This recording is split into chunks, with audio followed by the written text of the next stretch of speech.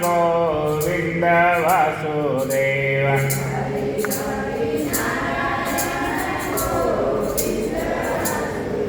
બોલે શિવ શંકર ભગવાન. તો ભગવાન અહીંયા રામચંદ્રજી અને વિશ્વામિત્રજી અહીંયા જનકપુરમાં આવ્યા છે. ઋષિમુનિના આશ્રમમાં જે રાજાનો પડાવ પડ્યા છે તે એક આંબાવાડીનો બાગ છે. ત્યાં વિશ્વામિત્ર રાઘવને કહે, રાઘવ આ જગ્યા બહુ સરસ છે, આપણે અહીંયા ઉતરીએ. બોલે હા બાપજી, આંબાવાડીમાં ઉતાર કર્યો આ જનકપુરમાં. ખબર પડ્યા છે, જનકને ખબર મળ્યા કે મહામુનિ વિશ્વામિત્ર પધાર્યા છે. એ સમાચાર જનકપુરને ખબર પડ્યા, જનક રાજાને. જનક મળતા સચિવો, સુભદ્રો, રાજકુટુંબ બધા દોડતા આવે છે સ્વાગત માટે ભગવાનના. જનક રાજા સંત વિશ્વામિત્રનું સ્વાગત કરવા માટે આવ્યા છે. વિશ્વામિત્રને ચરણે વંદન કરવા માટે જનક મહારાજ પધાર્યા છે. સંષ્ટાન દંડવત પ્રણામ કર્યા છે. સંતોનું સન્માન કેટલું થતું હતું, સમ્રાટો સમ્રાટ એના પગમાં પડતા હતા, આશીર્વચન બોલતા હતા. અને કૌશિક મહર્ષિ જનક રાજાને પૂછે, મિથિલેશ કુશળ છો ને? મિથિલેશ રાજા તમે મજામાં છો ને? સમાચાર પૂછે છે. બોલે આપ જેવા સંતોનું આગમન થાય આનાથી મોટી કુશળતા કઈ છે?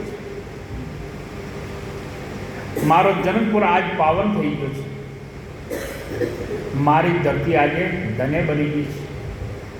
આનંદ થયો. આમ જ્યાં ચર્ચા ચાલે ત્યાં બંને ભાઈઓ બાગ જોવા ગયેલા એ આવ્યા છે. રામ લક્ષ્મણ વિશ્વામિત્રની પાસે આવીને ઊભા રહ્યા છે.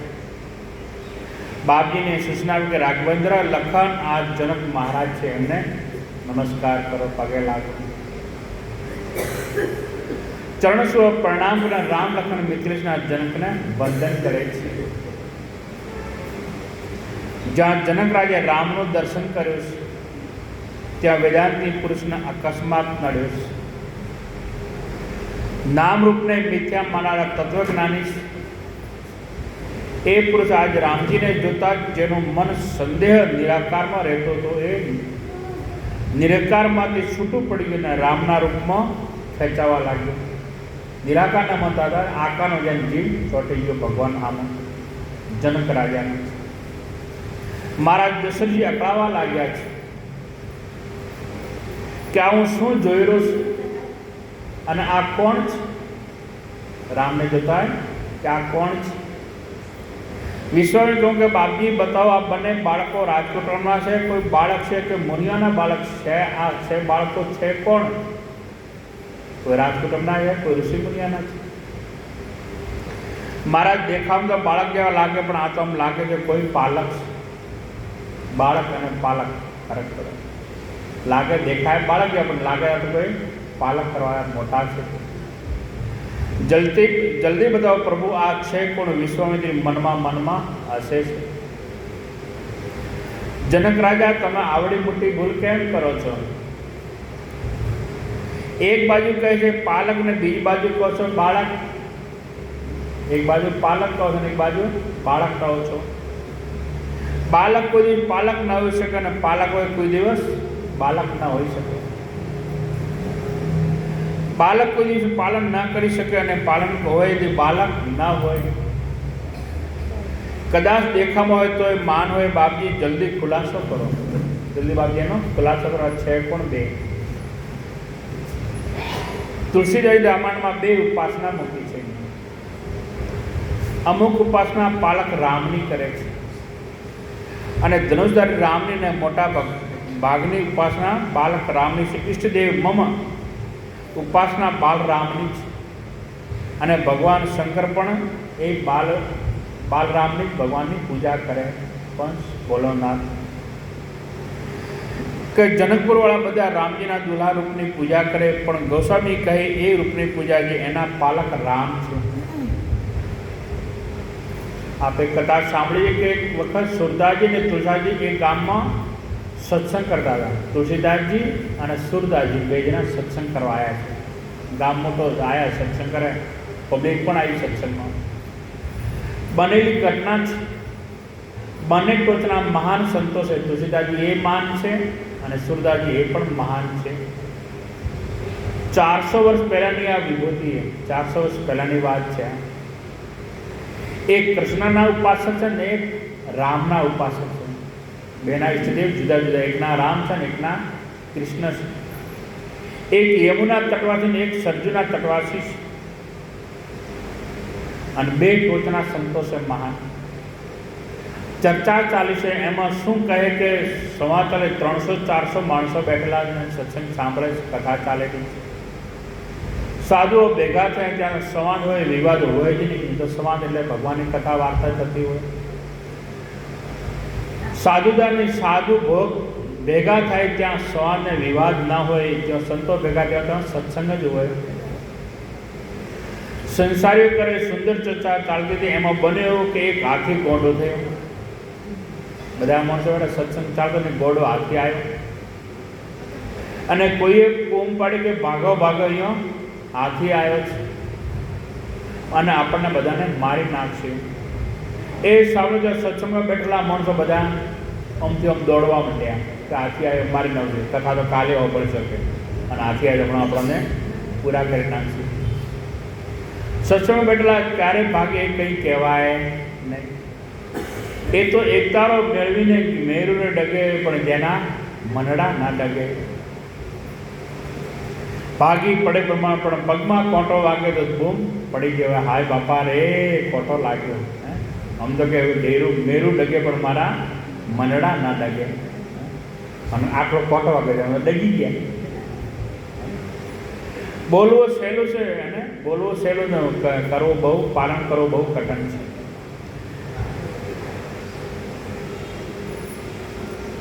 અને રવાના થાય ને આપણે કોઈને છીએ જ્યારે તાળો મારે 3 વખત તો ખેંચે તાળો. ભરોસો નહીં બરાબર વખાણો કે નહીં વખાણો. બારણે તાળું દે કેમ ખ્યાલ નથી આવ્યો. તો હવે અમારો ભરોસો કોના ઉપર? સત્સંગમાં બેઠેલા ભાગ્યા. સત્સંગ તો પછી જે હાથી આપણને ઉપાડી લે છે. માણસો ભાગ્યા હાથ્યો ત્યારે થઈ કે બને અંક અંધતા. સુરદાસજી એ પણ ભાગ્યા. ભક્તો તો ભાગ્યા હોભળવાવાળા, પણ સંત હતા એ પણ ત્યાંથી ભાગી ગયા, દોડ્યા. પણ સુરદાસજી ને તુલસીદાસજીને બેસી ગયા. સુરદાસજી ભાગ્યા. સુરદાસજી ભાગીને એક ગલીમાં જઈને સંતાઈ ગયા. કોઈ માણસનો હાથ પકડીને ગલીમાં સંતાઈ ગયા. અને સંસારીઓ ભાગે ત્યાં સુધી વાંધો નહીં, પણ હાથી પાગલ થયો સાંભળતા સુરદાસજી પણ ભાગ્યા છે.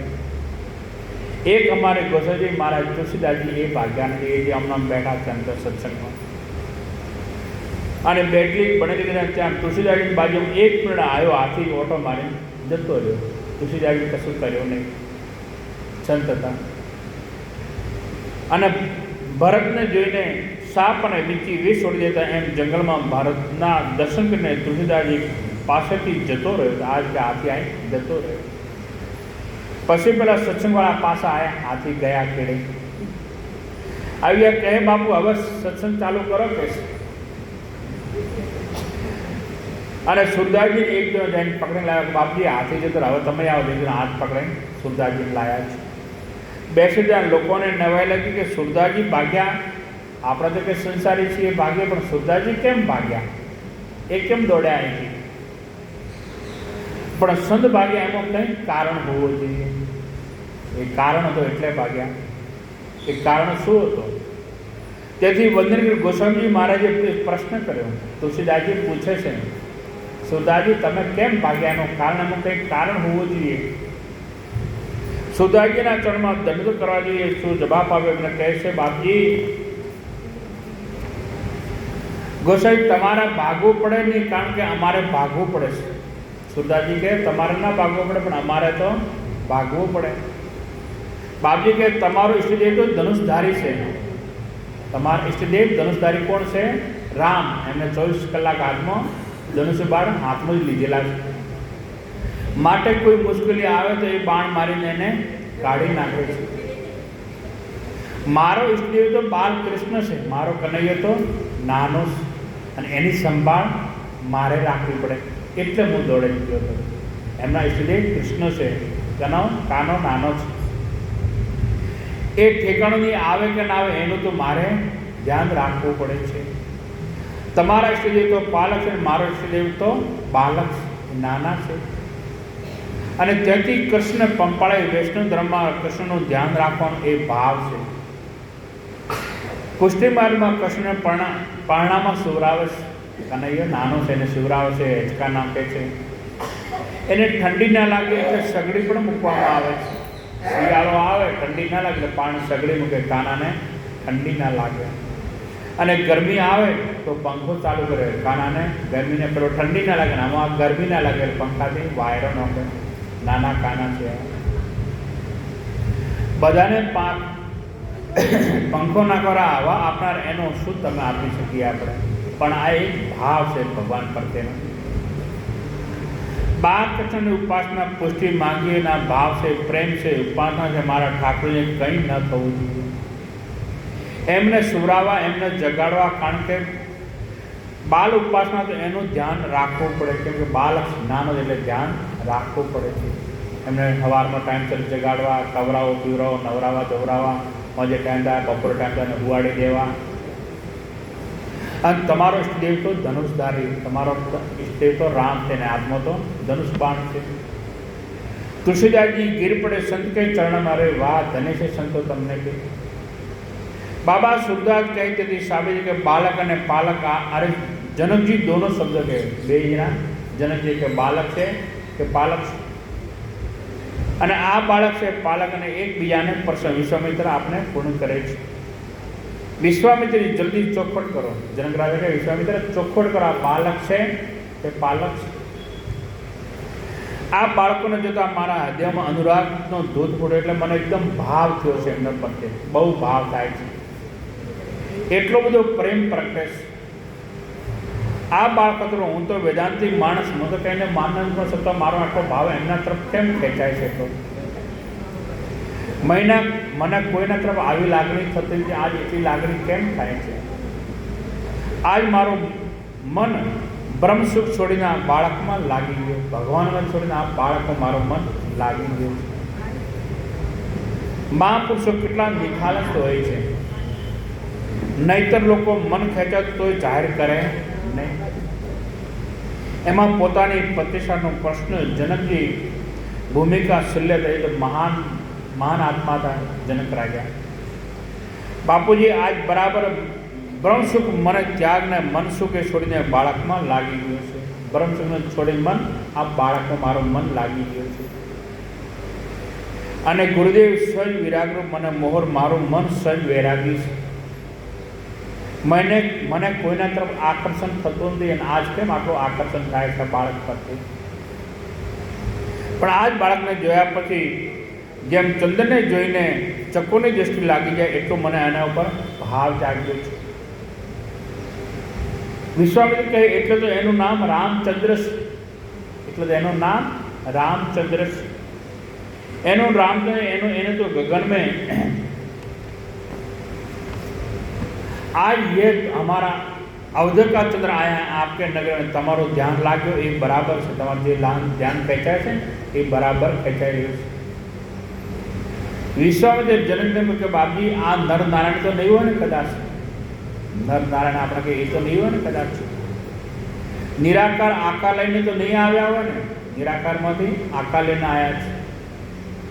જલ્દી ચોખવટ કરો. વિશ્વામિત્ર કહે આપે કહો બધું બરાબર છે. તમે જે કહો બધું આ વાત બરોબર છે. આપ તો વિદ્વાન છો, મહાન છો. તમે બોલો એ બરાબર જ હોય. નિરાકાર સાકાર થશે તો પણ બરાબર, નિર્ગુણ સગુણ હશે તો કહે તોય પણ બરાબર છે. જે કંઈ કહ્યું હોય તે કહો. પછી પ્રકૃત ઓળખવાના આપી મિથિલેશ આ શ્યામ સ્વરૂપ છે. ઓળખવાના આ શ્યામ સ્વરૂપ છે. એનું નામ છે રામ. એ શ્યામ છે ને એના નામ રામ છે. કૌશલ્યામાના એ પુત્ર છે. અને એમાં જે ગૌર છે ને એ મારા ભાઈ લક્ષ્મણ છે. અને સુમિત્રાના પુત્ર છે. અને બંને દશરથના રાજકુમાર છે. એ જનક શું કહું વર્ષોથી અમારા યજ્ઞ અધૂરા હતા. મારા યજ્ઞ ક્યારના કે અધૂરા પડ્યા. આ બે આયા કે અમારા યજ્ઞ પૂરા થયા. આ રઘુવંશના બાળકો છે અમારી સાધના એમને પૂરી કરી છે. અમારા યજ્ઞો પૂરા કર્યા ઉપરાંત રસ્તામાં અહલ્યાને તારી છે, અહલ્યાનો પણ ઉદ્ધાર કર્યો છે રસ્તામાં. અને આજ ચાપ યજ્ઞ જોવા માટે હું અમને અહીં લાવ્યો છું. આજ તમારાથી યજ્ઞ છે એટલે હું અમને લઈને આવ્યો છું ધનુષ યજ્ઞ.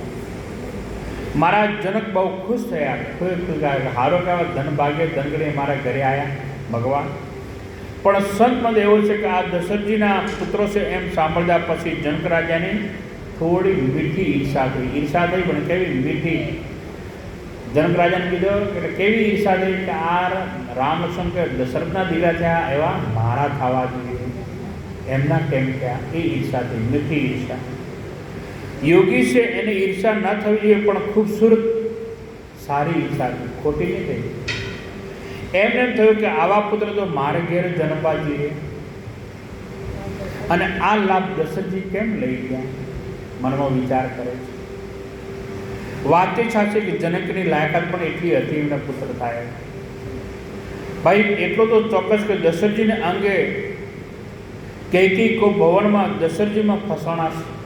દશરથ રાજા કૈકેયીમાં ફસાણા થાય અને જનક રાજા કોઈમાં ફસાતા નથી.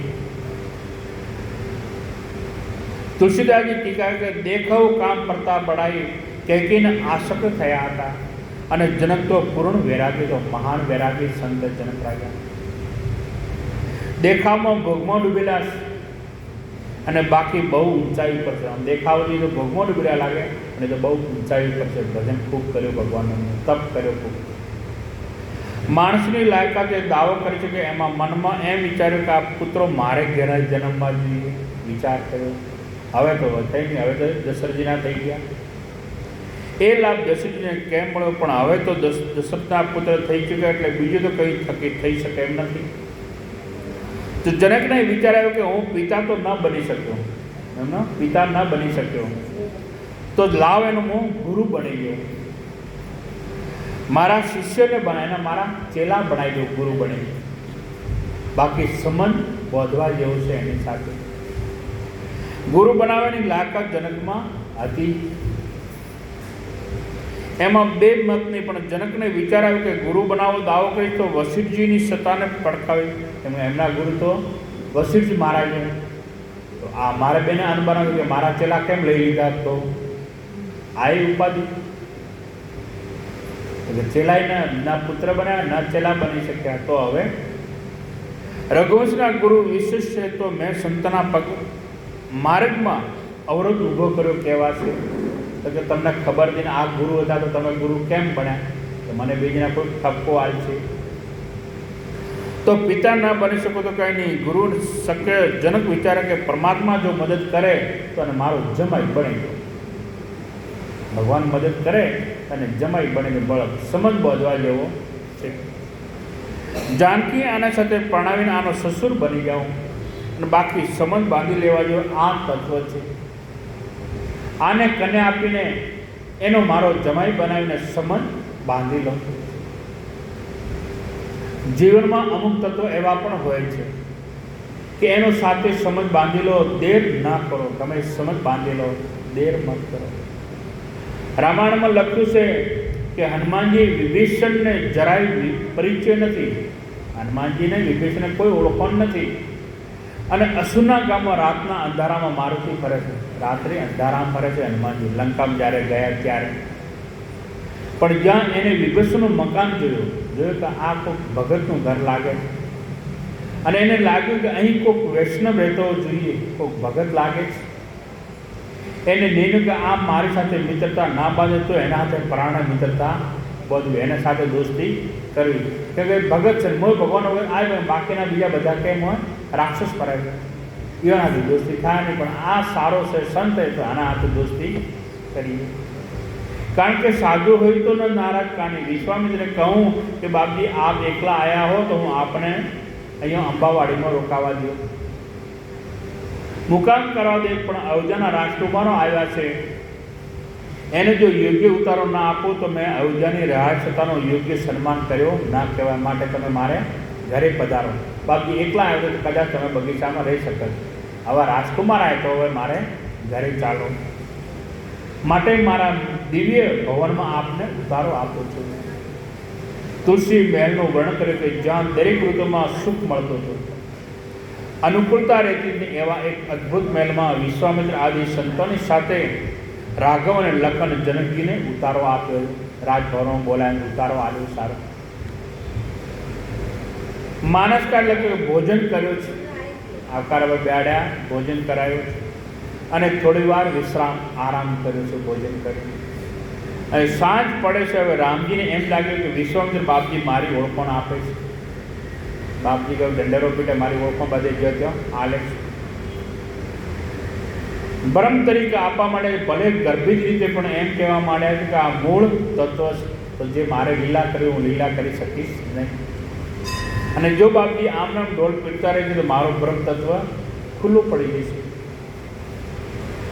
માનવ લીલામાં વિક્ષમ થશે, માટે લાવ એવી લીલા કરો. ભગવાન કેવી લીલા કરો. ખુદ વિશ્વામિત્ર પણ ભૂલી જાય, આવી જાય ને આને ઓળખવા મારી કે ભૂલ થઈ છે. અને આ કઈ ભ્રમથી લાગતા એટલે રામજી યુક્તિ કરી છે. રામજી યુક્તિ કરી કે બાપજીને એમ કહું કે અમે બંને ભાઈઓ પહેલી વાર બાર ગામ આવ્યા છીએ, આજ પહેલી વાર બહાર આવ્યા છીએ. અને અયોધ્યા તો અમે જોઈ પણ જનકપુર જોયો નથી. જનકપુરની બજાર કેવી છે જોવું. આ જનકપુરની બજાર કેવી છે, દુકાનો કેવી છે, ચોક કેવા છે, એ અમારે જોવું છે. અને બંને ભાઈઓ જરાક બજાર જોઈ આવીએ. ગુરુજીને પૂછાવો ને, ગુરુજીને પૂછે કે ગુરુજી તમે કહેતા અમે બજાર થોડો જોઈ આવીએ પાલનપુર. આવું બજાર જોવાનું કહું ને વિશ્વામિત્ર એમ માનશે કે આ તો મારી ભૂલ થઈ ગઈ છે, કે આ કંઈ ભ્રમ નથી લાગતા. ભ્રમ કોઈ બજાર જોવા થોડા જાય. ભગવાન જેણે બ્રહ્માંડ અમારે હનુમાનજી મહારાજે લંકામાં ગર્જના કરી હતી,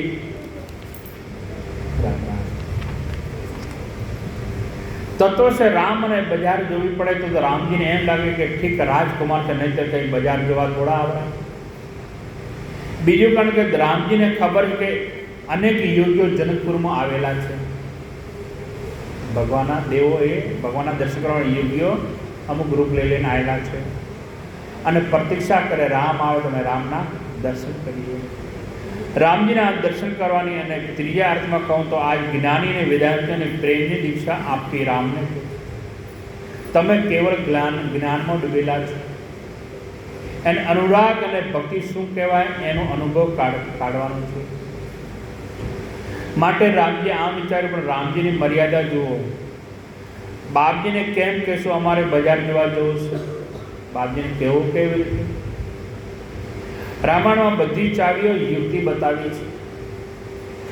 લક્ષ્મણના નામે શરૂઆત કરી.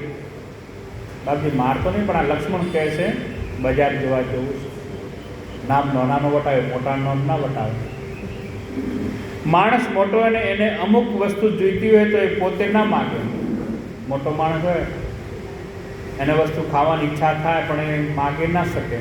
હવે કંઈ ઘરડા થયા તમારા શું ખાવું છે, ના માગી શકે. તો નાનાના નામે ચાલુ કરાવે કે આ તો આ છોકરાને ખવડાવી છે, એટલે પોતે ખાય ને છોકરાને ખવડાવે. કાઠિયાવાડમાં એવું બન્યું કે મોટી ઉંમરના લોકો શેરડી ખાય તો ખરાબ લાગે. હવે શેરડી ખાય તો ખરાબ, કે ઘરડા જાણ તો દોધ નહીં શું શેરડી ખાતા હોય છે. શેરડી ખાવાની ઈચ્છા તો થઈ હોય પણ દોધને ખવાય ના લે તો લોકો લડાય, જો ખાય દોધની છોકરા ખાતા હોય છે કે હવે દામ નથી. હવે શેરડી તો એમને શું કામ ના છોકરા ખો છો, છોકરા ચૂસો છો, દોધ નથી. તો કે હું ચા ખાઉં, હું ત્યાં સોલે છોકરાને હાલું છું. છોકરાને આવતા પણ પોતાને કોમ ચાલુ રાખતા હોય છે. એટલે નામ ના કરી શકાય ને એટલે રાઘવેન્દ્રે યુક્તિ કરી કે વિશ્વામિત્રને કહે કે બાપજી લખન આગે કરી દિયા. લક્ષ્મણ સમજ્યા કે મહારાજ આજ તમે મને બરાબર આગળ કર્યો છે. સંકોચ પામે તમારા ભયને લીધે બોલતો નથી, પણ એને ગામ જોવાની ઈચ્છા થઈ છે. કે લક્ષ્મણ ગભરાણો છે, એને કંઈ ઈચ્છા થઈ પણ બોલી શકતો નથી. એમને બજાર જોવા જવું છે. એકલો તો જવા દેવાય નહીં, એકલાને તો મુકાય નહીં, હાથે તો બહુ મણ જોઈએ. હું દેખાડીને આવી જઉં છું. વિશ્વામિત્ર કે બાપજી રામ કે હું આ લક્ષ્મણને બજાર દેખે પાછા આવી નાખી. વિશ્વામિત્ર સમજી ગયા કે રાઘવ નગર દર્શન કરવાની વાત કરીને તમે મને ચક્કરમાં નાખવાની વાત કરો છો. પણ રામ એકવાર તમને જાણી ગયા ને, એને તમે ભૂલ્યા નહીં શકો. અમે તમને એક વખત જાણી ગયા છીએ. તમને એકવાર જાણે એને પછી ઈશ્વર પણ તમે ભૂલી એકવાર જાણ્યા પછી ઈશ્વર પણ ભૂલાવી શકતા નથી. મહારાજ તમે બજાર જોવા નથી જતા, પણ આ ગામમાં જે અનેક યોગીઓ આવ્યા છે ને એને દર્શન આલવા જેવો છો. રાઘવ આપના રૂપનો દર્શન કરાવી યોગ્યોને આંખોને ધન્ય બનાવી જાઓ. બાપ રામ લખન બંને ભાઈઓ જનકપુર જવા માટે તૈયાર થયા. હાર તને કે જાઓ. બે ભાઈઓ બજાર જવા નીકળ્યા. આપ માને જશો તો ખ્યાલ આવશે, એક પણ શબ્દ ભલામણનો કર્યો નથી. તમે હાથવી જજો, સાચવી જજો, કોને સાથે લડાઈ ન થાય, કોઈ માથાકૂટ ન થાય, કોઈ શીખમણ આવી નથી. હારું તારે જો જવાનું કહી દીધું. આપણા ઘરે કોઈને કહીએ છીએ કે ભાઈ હાચવી જઈએ, જોઈને જઈએ, બજારમાં ભીડ હોય, ટ્રાફિક હોય, કહીએ તો ખરા ને થોડું, પણ એમને કોઈ ભલામણ કરીએ નહીં. જાઓ એટલે સમયસર પાછા આવી ગયો, ક્યાંય ભૂલા નહીં પડી જતા. આવો પણ ના કીધું. કોઈએ સાથે બોલાવા ના થઈ જાય. સંધ્યાનો સમય થાય એટલે જલ્દી આવી જજો, આવો પણ ના કીધું. ભલામણના શબ્દ નહીં, કોઈ સમય નહીં. મહારાજ દશરથજીના સંતાનો વિશ્વામિત્રનો જવાબદારી છે, એમની જવાબદારી છે, પણ કોઈ ભલામણ આલી નથી. એમને કંઈક કહેવું જોઈએ કે કમસે કમ એટલું તો કહેવું કે ભાઈ સંભાળીને જજો, સંભાળીને વહેલાસર આવી જજો.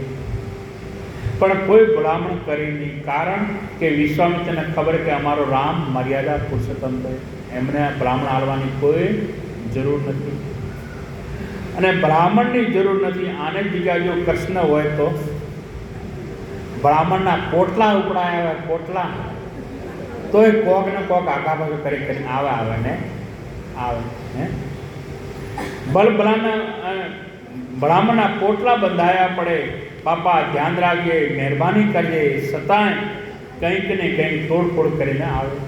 એ આખી લીલા કૃષ્ણની અલગ હતી, આ લીલા અલગ છે. આખી ભૂમિકા જુદી છે. રામ ભૂમિ જુદી છે, કૃષ્ણ ભૂમિકા એ પણ જુદી છે. કૃષ્ણ વિરેન્દ્ર સુંદર લીલા છે, નાસ્તો ગાતો જીવન છે, બંને એક જ છે. કૃષ્ણ કહો, રામ કહો, બે એક જ છે. કોઈ ભેદ નહીં ઉઠાવે, એમાં કોઈ ભેદ ના ઉઠાવે.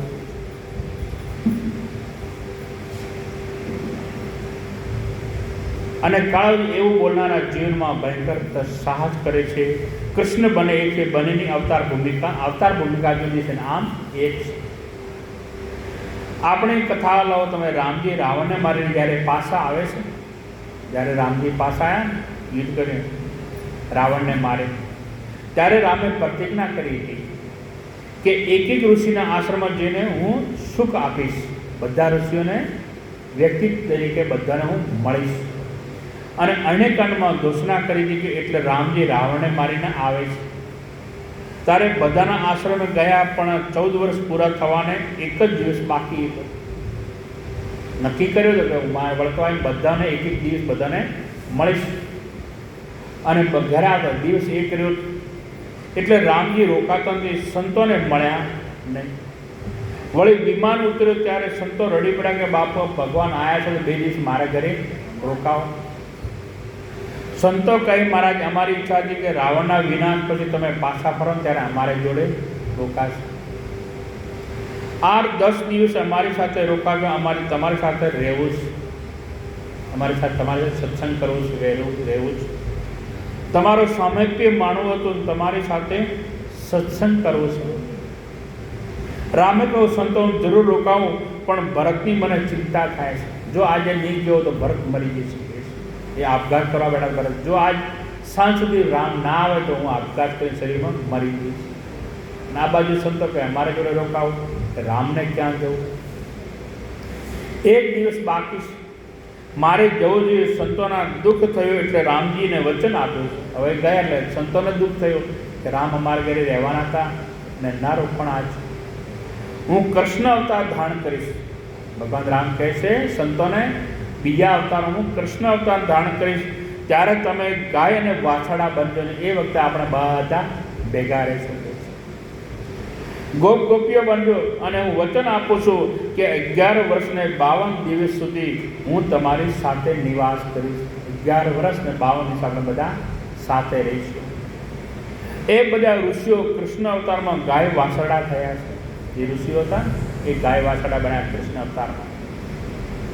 ગોપીઓ બને અને રામ હિ કૃષ્ણ, રામ હતા એ કૃષ્ણ બન્યા છે. અને તમે જાણ્યું કે બધા ખુલાસા કૃષ્ણ અવતારમાં થયા છે. જે રામ અવતારમાં હતા ને એક ખુલાસા કૃષ્ણ અવતારમાં કર્યા.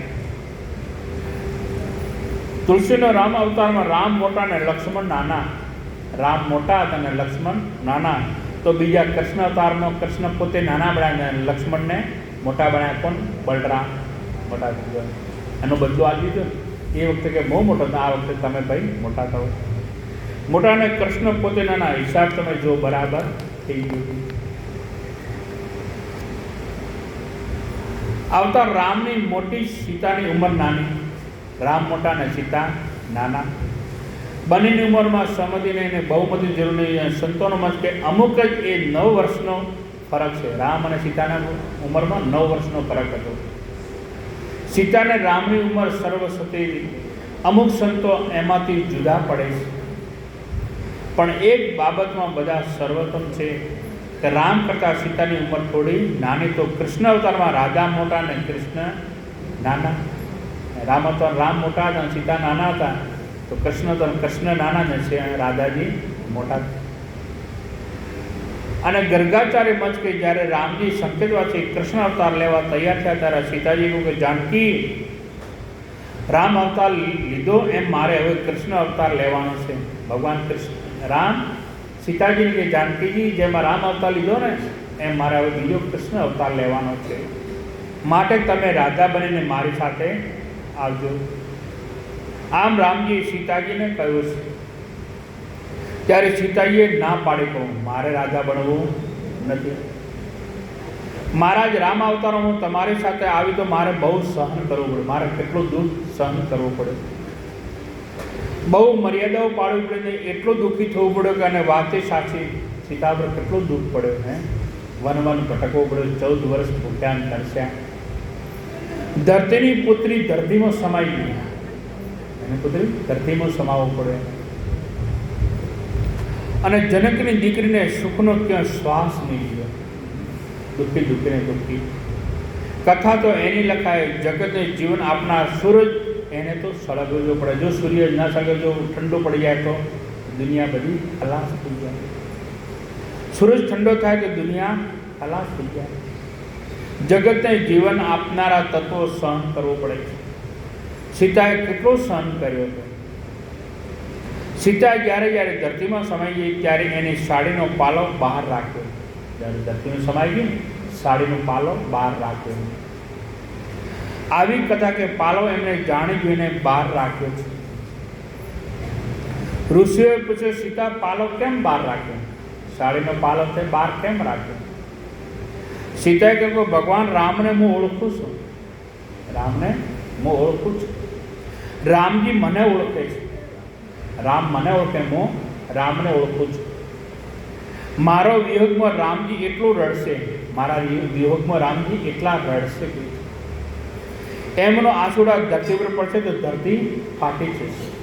ભગવાન આંસુ પડે ને તો ધરતી ફાટી જશે. જરા માટે એમના આંસુડા મારા પાલવ ઉપર, મારા પાલો પર આંસુડા પડે. પાલો બહાર રાખ્યો અને એ કાળમાં તો પત્નીનો પાલો પતિના આંસુ લૂછતો હતો. બહેનનો પાલો ભાઈના આંસુ લૂછતો હતો. માનો પાલો દીકરાના આંસુ લૂછતો હતો. અત્યારે કોઈ આંસુ લૂછવા પાલવતી એટલે કોઈ નાના નાના રૂમાલ. હવે તો કોઈ આંસુ પડાવે પણ આંસુ લૂછવા ના કોઈ, એટલે પોતાના રૂમાલ રાખવા પડે છે. વ્યક્તિગત સૌ પોતપોતાના સ્વતંત્ર રાખવા પડે. એવું પડે ત્યારે, કારણ કે લૂછવા તૈયાર નથી. કેમ કે આંસુ પડાવવા તૈયાર છે. આંસુ લૂછવાવાળો કોઈ નથી. પહેલાં તો પાલો આંસુ લૂછવાનું કામ કરતા હતા. આંસુ લૂછનાર આજ ઓછા થતા જાય છે. સીતાજીને એમ કહું કે મહારાજ મારી હવે ઈચ્છા નથી તમારી સાથે રાધા બનીને આવવાની, કારણ કે મને બહુ દુઃખ પડે. હવે મારે રાધા બનીને આવવું નથી. મર્યાદા પાળવી પડે છે. એ વખતે રામજી કહ્યું જાનકી, રામ અવતારમાં જે હતા એ મર્યાદા અલગ હતી, અને આ વખતે રાજા બનીને આવો તે વખતે બહુ મર્યાદાનું ધ્યાન નહીં આલવું પડે. તેથી મર્યાદા કોઈ પર્સનલ આ વખતે મર્યાદા એટલી નહીં રાખવી પડે. એટલા માટે જ્યારે રાજા બનીને આવ્યા પછી મર્યાદાનો કોઈ કૃષ્ણ અવતારમાં રામ અવતારની મર્યાદા કરતાં આખું ચરિત્ર એ જુદું છે. કૃષ્ણ અવતાર અદ્ભુત ચરિત્ર છે. તમે કથા સાંભળી છે કે બહુ ગમે છે ને એટલે કહું કે યમુનાને કિનારે ઉત્સવ હતો. યમુના નદી કિનારે ખૂબ ઉત્સવ હતો, અને ભગવાન કૃષ્ણ તો નાના હતા અને રાજાજી એમાંથી થોડા મોટા હતા ઉંમરમાં. નંદજી કહું કે રાજા બેટી જો ઘરે જતી તો આ કનૈયાને લઈ જા ને, મારે થોડું કામ થયું કે થોડું ઉત્સવ છે એમાં રહેવું પડે, હાજરી આપવી પડશે. જતી તો આ કાનાને તો જશોદાને આપી દેતી હતી. યશોદા પછી મૂકી જાય ને કૃષ્ણ લઈને રાધાજી જાય છે. કૃષ્ણ ગોપાળ અવસ્થામાં જ, કૃષ્ણ નાના છે ને રાજા મોટા, એટલે હાથ પકડીને કનૈયાને લઈ જઈ રહી છે. એના કરતાં ઉંમરમાં થોડા રાજા કૃષ્ણને લઈને યશોદાને ઘરે આવે છે. મા લ્યો એ તારા આ દીકરાને કે સંભાળ, યશોદા મૈયા લે તારા લલ્લો. બેટે કો રાજા અતિ સુંદર છે. રાજા રૂપાળી છે, સારા છે. રાજા જેવું બીજું કોઈ જગતમાં નથી. સંતો એમ કહે કે જ્યારે કૃષ્ણે પહેલી વાર રાધાના દર્શન કર્યો ત્યારે કૃષ્ણ મુરલી વગાડવાની તૈયારીમાં હતા, પણ વગાડી શક્યા નહીં. એના રૂપમાં એટલા મોહિત થઈ ગયા કે મુરલી ઓમ નમ જ મોઢા પર રહી અને વગાડવાનું એમને ભૂલી ગયા છે. રાધાને જોયા પછી મુરલી વગાડી ન શક્યા. એમને એમ સર્જી ગયા ને એટલે મૂર્તિ હજી એમને રહી ગઈ છે.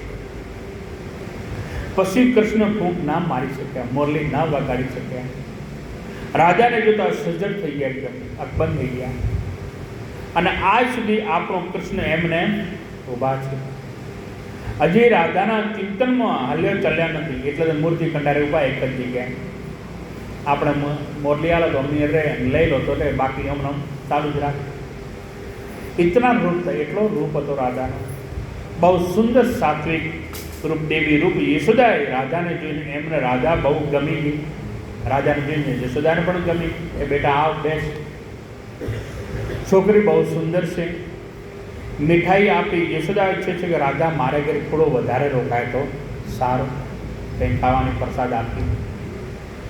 ખોટી ખોટી વાતો કરીને રાધાને રોકાવાનો પ્રયાસ કરે. બેટા બેસ, તારા ઘરમાં શું છે, આમ છે, લે આ વસ્તુ ખાવાનું, આ નાસ્તો કર, આ વસ્તુ ખા, પેડા આપ્યા. કે માં છે ગમે તેમ તો એમને થયું કે છોકરી આંગણું દીપાવે એવી છે, આ છોકરી સંસ્કારી છે, હારી છે. માવતર માં છે એટલે કૃષ્ણ માટે ઈચ્છા જાગી કે આ છોકરીનો હક પણ મારા કૃષ્ણ હાથે કરું તો હાર, એવું ભાવનાથી અંદરથી. કેટલી ગંભીરથી દિલ છે ને કેટલા સંસ્કારો ઉત્તમ છે. આ સંસ્કારી છોકરી છે. મારા કૃષ્ણની સાથે આનું લગ્ન થઈ જાય તો મારો આંગણું દીપાવે છે, હું ભાગ્યધારી બની ગયો. બેટા તને જ્યારે જ્યારે સમય આવે મળે ત્યારે ત્યારે મારે ઘરે તો આવતી જતી રહેતી કહીએ. શિખામણ આપી, સારી સારી પ્રસાદી આપી ખાવાની. દીકરા રાધા કે હા માં એવું હશે તો અરે હું આવીશ બીજી વખત. રાજા જતી રહી છે. નિર્દોષ જીવને વ્રજવાસીઓ રાધા ઘરે ગયા. યશોદાને થયું કે લાવ રાધાની મા પાસે જઈને રજૂઆત કરું, 2-4 દાડા જવા દે. અને યશોદા મેં વિચાર જાઉં કે રાધાને ઘરે જાઉં આજ તો જઈને વાત કરું. કનૈયાને હક પણ નહીં, હજી તો નાનો છે, મોટો તો થવા દે કે હક પણ કરાવો, લગ્ન કરે પછી કરશું. એક દિવસે યશોદાજી માતા રાધાને ઘરે આવ્યા છે. સન્માન થયો, આવકાર આપે કે આવો આવો દેવી આવો, બેઠા ચા પાણી કર્યા, નાસ્તા પાણી કર્યા. રાધાની માતાને કહ્યું થોડા દિવસ પહેલાં તમારી દીકરી મારા ઘરે આવી હતી. ત્યાં આવેલી તમારી પુત્રી બહુ સુંદર છે અને બહુ સંસ્કારી છે, અને વર્ગમાં આવી કોઈ છોકરી મેં જોઈ નથી. એટલી રૂપાળી સારી છોકરી તમારી. પરમાત્માની બહુ કૃપા છે, તમારો ભગવાનની કૃપા છે તમારી પર. છોકરી એટલી સમજદાર, પાછી સંસ્કારી સમજદાર પણ છે. પછી ધીમે રહીને કહું કે તમને અમારો કૃષ્ણ કેવું લાગે છે? ધીમે રહીને વાત કરી. પહેલાં તો બધા ગુણ હારા છોકરી નાખી દે કે તમારે, પણ અમારો કૃષ્ણ તમને કેવું લાગે છે? રાધાની માતાની એકદમ આંખ ફરી ગઈ, લાલ થઈ ગરમ થઈ ગઈ. તમે અહીંથી નીકળી જાઓ કે લો, એની વાત કરો તમે, નીકળો મારા ઘરથી કે. અરે એ ચોરની વાત કરો, તમને શરમ આવી જોઈએ આવી કે વાત કરતા. આ તો લડવાનું. રાધાની માં જશોદાને લડે છે, હેરાન કરે છે. મોટાના છોકરા છે એટલે કોઈ કહેતું નથી કે મોટાનો છોકરો એટલે કોઈ બોલતું નથી, અને બોલતું નથી. બાકી લૂંટફાટ સિવાય બીજું કોઈ આવડતું નથી. જો તે ઘેર બધે લૂંટે છે, ધંધો નહીં. મારી પુત્રી માટે તમે નામ લેશો નહીં. આજ જો લીધો ને હવે પાસે કોઈ નામ ના લેતા મારી છોકરીનું. તમારે શરમાવવું જોઈએ, શરમાવવું જોઈએ. નામ લેજે લો ઉપરથી લે.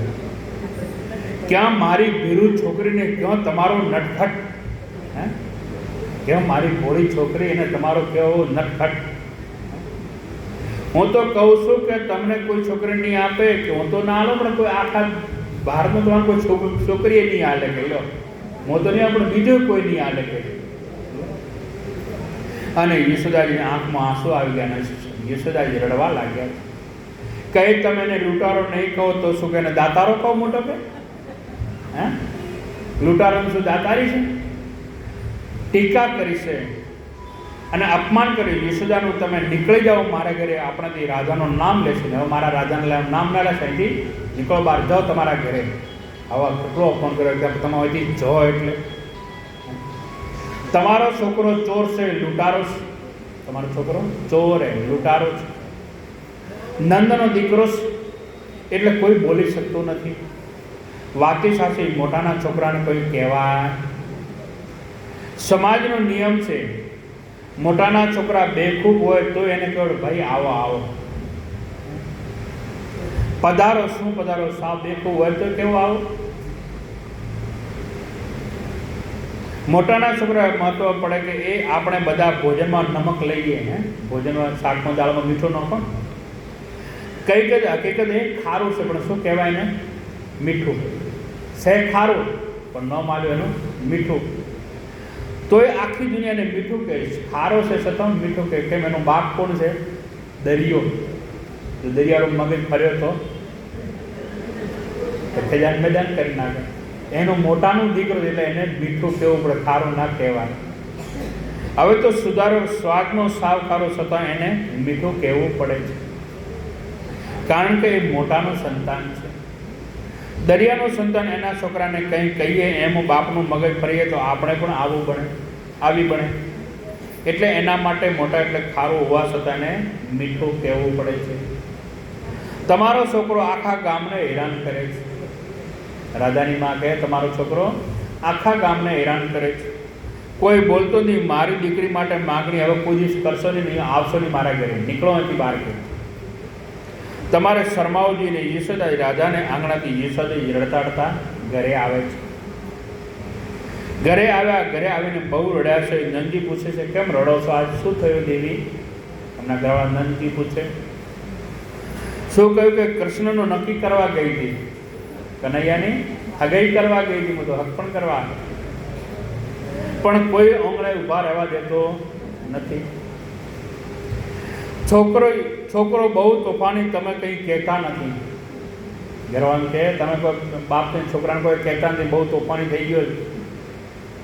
અને મારું એ માનતો નથી, તમે કહેતા નથી, મારો માનતો નથી.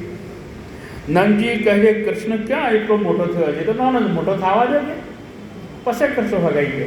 હાલ શું ઉતાવળ છે? નંદજી મહારાજ કે ઉતાવળ કેમ? બોલે તમે પુરુષ છો, તમને ખબર ના પડે. મારે બહુ લાભી છે.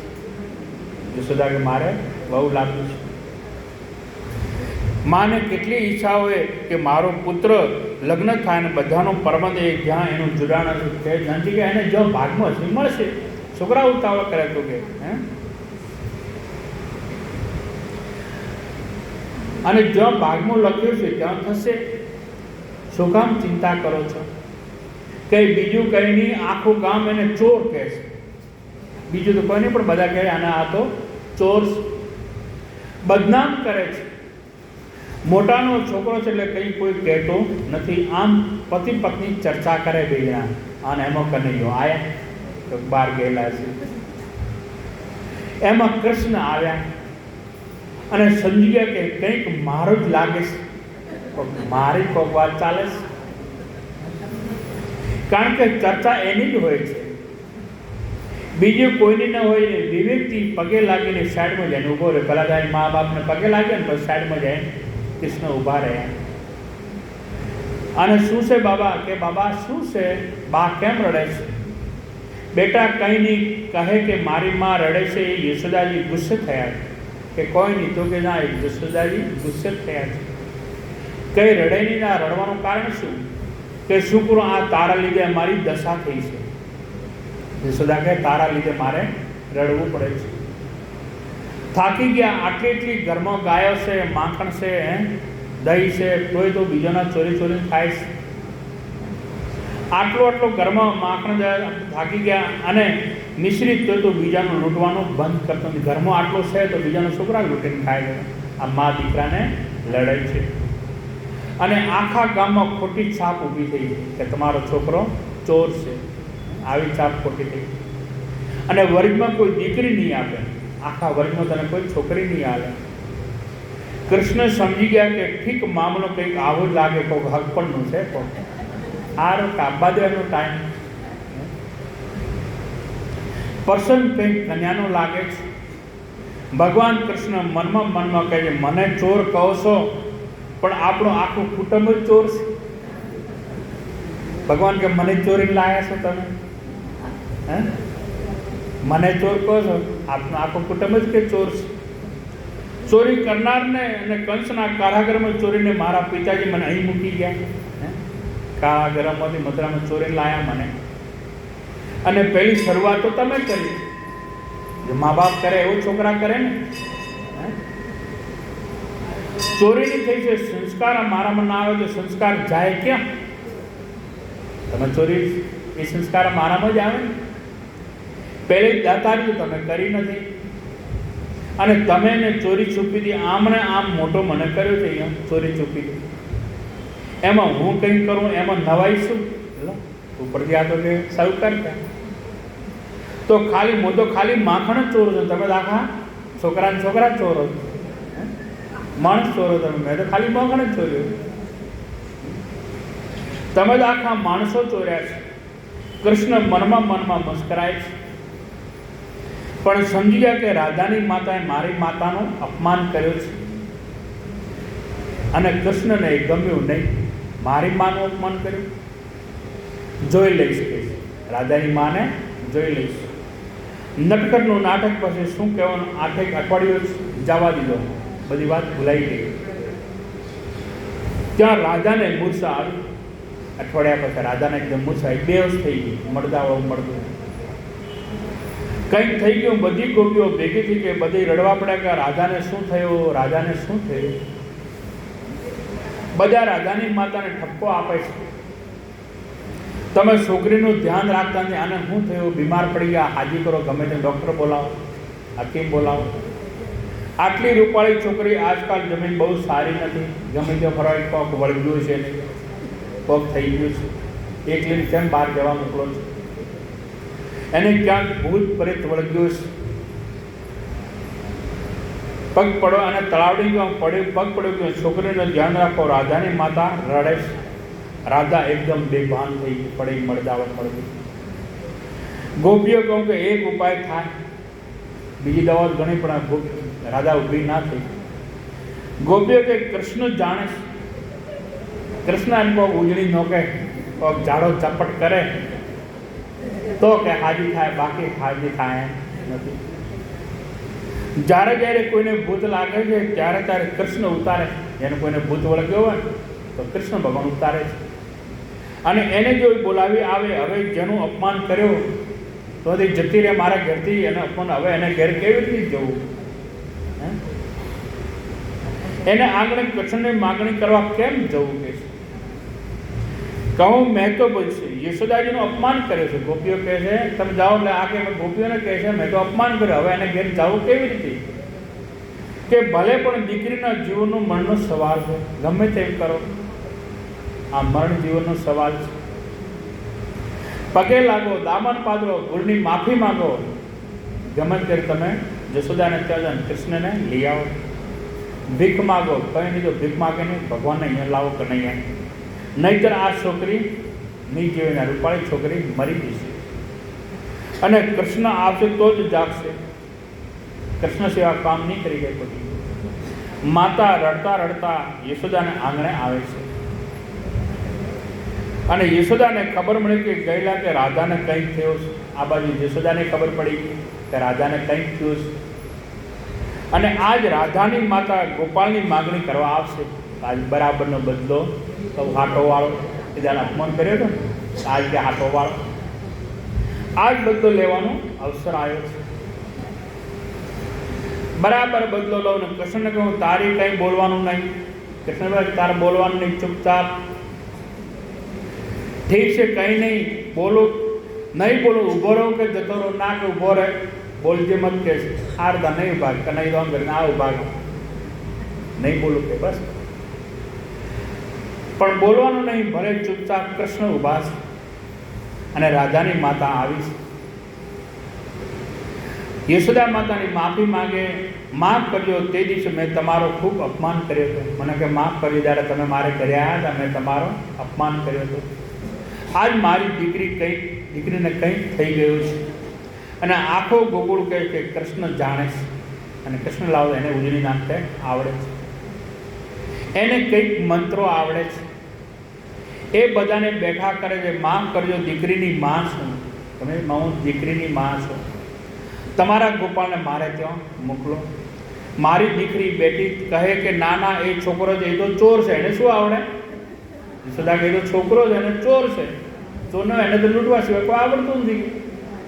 એને મંત્ર ક્યાંથી આવતો? ચોરીઓ કરે ને, એને લૂંટવા સિવાય બીજું કંઈ આવડતો નથી.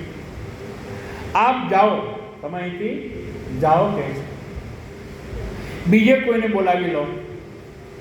આપ અહીંથી નીકળી જાઓ, બરાબર બદલો લેશે. તમે અહીંથી જાઓ, બીજાને કોઈને બોલાવો, મારો કૃષ્ણ નહીં આવે. યશોદા કહે માં માફ કરો, દિવસે મારાથી ભૂલ થઈ ગઈ. રાધાની માં કહે એ દિવસે મારી ભૂલ થઈ ગઈ, મને માફ કરો. પણ તમે તો મોટા છો, અમે તો નાના સ્વરૂપ કહેવાઈએ, તમે તો માવતર કહેવાઓ, મોટા કહેવાય. અમારો છોકરો છોરો કહેવાઈએ ને આપ તો નંદનું આ તો મોટો ઘર કહેવાય. અહીંયા તો નારાજ થઈ ન જાય માણસ, અહીંથી કોઈ નિરાશ થઈ જાય એ યોગ્ય ન કહેવાય. કહે ના, મારે એ વિવેકની વાતો સાંભળવી નથી. યશોદા કે મારે વિવેકની વાતો નથી સાંભળવી. અને છોકરો લૂંટવા સિવાય કશું જાણતો, એ લૂંટ સિવાય કશું જાણતો નથી, એને આવડતો પણ નથી. તમે રહેવા દો, એ શું આવડે? આટલી નાની ઉંમર, હવે આવડો નાનો છોકરો, એને શું આવડે કે છે? ઉંમરનો એને કંઈ કહેવાય આવડે, તમે ના પાડો એ હું ન માનું. રાજાની માં કહે તમે ના પાડો, હું ના માનું. કૃષ્ણ જો ના પાડે તો મને નથી આવડતું તો માની ગયો. કૃષ્ણ પૂછો કે તને આવડે તો હું જતી રહું. હા પૂછે નહીં. યશોદા લાલ આંખ કરી બોલાવી, બોલતો નહીં, હાથ છોકે તને આવડે છે કે નહીં? હા આવડે છે ને. તરત આપણે કે આવડે છે ને, તો ના કે તો નહીં જાઉં, બાકી આવડે તો છે કે. તરત લટકો કર્યો કે આવડે છે. મહેરબાની કરીને બાજુમાં બોલીશ ને. યશોદા લાલ રાધાજીની માએ પૂછ્યું કે લાલા કોઈને મૂર્છા તને આવડે છે? અને ઉતરતા આવડે મૂર્છા ઉતારતા? તો કહે કે હા આવડે તો છે. યશોદા કે તું કેમ બોલ્યો? મેં તો ના પાડી બોલવાનું, તું કેમ બોલ્યો? તો કે આવડે છે એટલા માટે હાથો પાડવી જોઈએ કે મને આવડે તો છે. ના જાઉં તો ના પાડે તો નહીં જાઉં, બાકી આવડે મને છે. તો ના પડી તો નહીં જાઉં, પણ આવડે એની ના કેમ પડાય? મને આવડે તો છે. ખોટું કેમ રહે? તું ના પાડી તો હું નહીં જાઉં. અને ભલે રાધા મરી જાય, મારે છૂટે છે, પણ મને આવડે છે. માં હવે રહેવાય હેરાન કરે છે. તારે લીધે જ આ અમારી દશા કે યશોદા કે આ તારા લીધે જ અમારી આ દશા થઈ છે. એટલામાં નંદજી મહારાજ ત્યાં આવ્યા છે. અને નંદને પગે લાગી રાધાની માતા બાબાજીને કહી કે ગોવિંદને મારા ઘરે મોકલો ને, કૃષ્ણને પુત્રીને મૂર્છા આવીશ. નંદજી કહે યશોદાજી આવું નિષ્ઠુર ના બનાય અને કનૈયાને મોકલો કહે છે. અને જાઓ બેટા. યશોદા કહે જા, આ તારી બધી કરામત છે. અને પછી કીધું કનૈયા જા ચૂકે. યશોદાને નંદને રાધાની માતા પાસે રાધાના ઘેર આવે છે. હવે કૃષ્ણ આવે છે અને બહુ બધા ભેગા થયેલા છે. રાધા સૂતા છે, નિર્દોષ છે, બાલિકા બુરી છે. અને બાલિકાનો સ્વરૂપ જોઈને રાધાનો હાથ પકડીને ભગવાને કૃષ્ણ ગંભીર બન્યા છે. હાથ નસ પકડીને ગંભીર બન્યા, માથું હલાવવા લાગ્યા. આમો તો કે કોઈ નહીં, પત્તો લાગતો નથી. આમાં તો કૃષ્ણ ગંભીર, આ બે વાતનો મેળ કેમ પડે? નાસ્તો ગાસ્તો ચરિત્ર નાડી પકડે, માથું જણાવ્યા ખલાસ. આ તો કે ખલાસ. ગોપીઓ કે અરે કૃષ્ણ આવું ના બોલતું, મહેરબાની કરીને આવું અમંગળ તો ના બોલ. બોલે કે આમાં મોં શું કરું? કૃષ્ણ કહે આમાં મોં શું કરું? એમાં કંઈ લાગતું જ નહીં, ખાલી પડતો પડે, મોં શ્વાસ તો છે જ નહીં. વાત પૂરી થઈ ગઈ, તમે મને મોડો બોલાવ્યો. આ તો પછી મને કે તમે બહુ મોડો કરી, થોડાક વહેલા બોલાયો હોત તો કદાચ બચી જાત. કે છે મારી કાબુની વાત હવે નથી. અરે ગોવિંદ આવું ના કર, અમારી પુત્રીનો સવાલ છે. ખલાસ કે તું માન છે તો કંઈ માન તો ઠીક, બધા પગે લાગે કે કંઈક લાગતું નથી. આમ નક્કર કેવું કરે ભગવાન કે આમાં તો કશું નહીં, તો ગઈ. તો આના જેવો કોઈને આવડે નહીં. ફરી વખત હાથ પકડ્યો, ફેર વરે હાથ પકડી નસ જોઈ કે આમાં એક કંઈ થાય એવું નથી. પછી ધીરે ધીરે કહું કે આ છોકરી તમારા ભાગ્યમાંથી તો ગઈ, તમારા ભાગમાં તો છે જ નહીં. પણ હવે જો આમાં સામા પક્ષનું જોર કરે તો કદાચ હાથી થઈ જાય. તમારા ભાગમાંથી તો ગઈ, અમૂલ્ય ભાગનો જોર કરે તો આ વરે બચી જાય, તો કદાચ બેટી થાય. જેમ બને તેમ જલ્દી એનો ચાંદલો કરી આવો, એટલે હક પણ કરી આવો તો કા બચી જશે. સગાઈ કરી નાખો, અને જો આ સસુર પક્ષનો ભાગ્ય બળવાનો હોય તો કદાચ બેટી થઈ જાય. બાકી તમારા ભાગમાંથી તો આ જતી રહી છે. આખું ગોકુળ રાધાની માતાને કહે જલ્દી કરો ચાંદલો. બધી ગોકુળના ગોપીઓ ગોપન બધા કે માતા જલ્દી કરો, નહીં તો હક પણ કરી આવો. પણ હક પણ કીધું ધર થોડો થઈ જાય, એ તો ઘર જોવું પડે, ગામ જોવું પડે, વર જોવું પડે. ડાયરેક્ટ હક પણ કરવું ક્યાં? થોડું વિચારવું પડે, બે ચાર વાતે કરવી પડે. આ ઘર કેવો છે, આ છોકરો કેવો છે, જોવું તો પડે ને. તાત્કાલિક હક પણ થોડું થઈ જાય જતાની હંગાતે. ચાંદલો કંઈ રમત જલ્દી ક્યાં કરો કે ક્યાંય નહીં તો જશોદાને ત્યાં. ગોપીઓ કંઈ ક્યાં ના તો જશોદાને ત્યાં કરો. અને કૃષ્ણ જલ્દી કરો, નહીંતર હવે આમાં લાગતું નથી. કૃષ્ણ કહે જલ્દી કરો ને, કાંઈ લાંબુ જીવે એમ નથી. આવે સામા પક્ષનો ભાગ્ય જો બેઠો ગયો તો બધાને રાધાની માતાને કહ્યું કે સગાઈ કરી નાખો. કંકુ ચોખા અને ગોળ લઈ ગયા, મીઠા પેડા ગોળ. મૂઢો મીઠું કરવાની મીઠાઈ લઈને રાધાની માતા યશોદાને આંગણે આવે છે, બધું લઈ. યશોદાને કહું કે માં, મારી દીકરી તમારા ઘેર આપતી છે, મારી દીકરીનો હક પણ તમારા ઘરે કરવું છે. યશોદા કહે અમારે છોકરી જોઈતી નથી, મારે નહીં જોઈતું. પછી ઝઘડા થાય ને પહેલી ના પાડવી હારી. તમે એને ચોર કહો છો, ચોર સાથે દીકરી પરણાવો, પછી આપણે રોજ કજિયો થાય. એના કરતી પહેલથી હું ના પડો, મારે છોકરી જોઈતી નથી. અને તકરાર ચાલુ થઈ છે. એના કરતાં તમારી દીકરી તમને મુબારક, તમારે જો કરો બીજામાં કરો, અમારે ઘરે નહીં. ના, મારે તો દીકરી આપવી છે. આધાનીમાં કે મારે તો નંદજીના ઘરે દીકરી આવવી છે. તમે મોડું ના કરાવો, દીકરીના જીવનનો સવાલ છે.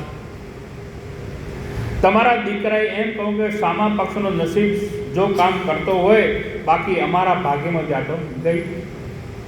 આ ખલાસ થઈ ગઈ. યશોદાજી સમજી ગયા કે છોકરાએ બરાબર નાટક કર્યું છે. યશોદાએ પછી સમજ્યા કે આ એને જ નાટક કર્યું છે. આપણે ત્યાં ગામડાનો નિયમ હતો પહેલાં, જૂના જમાનાની વાત, કે બાળપણમાં ચોંદલા થતા હતા, સગાઈ થતી હતી. નાના બાળપણ ગોળિયા બોળિયા સગાઈ થઈ ગયા. પારણે ચાંદલો કરતા, એનો પારણો હોય ને એને ચોંદલો કરે, અથવા તો દરવાજાનો હોય ને દરવાજાના ચોખા પર દરવાજા ઉપર ચોલ્લો કરી દઈએ. પાણિયારું હોય તો પણ ચોલ્લો કરી દે કે અમારી દીકરી કે દીકરા અહીંયા હક પણ ત્યાં કર્યો તમારા ઘરે. અથવા તો દરવાજાની ચોખટ અથવા દરવાજાનો ચોખ્ખો એના ઉપર કરી દઈએ.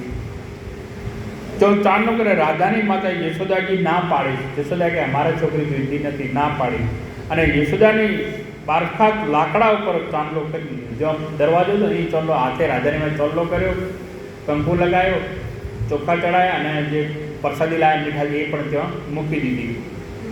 મુખ મીઠું કરાવીને પ્રસાદી મૂકીને કહું કે તમે સ્વીકારો કે ના સ્વીકારો, પણ મેં મારી દીકરી નંદજીના ઘરે આલી કે જસોદાના ઘરે, મારી પુત્રી નંદના ઘરે આપી દીધી છે.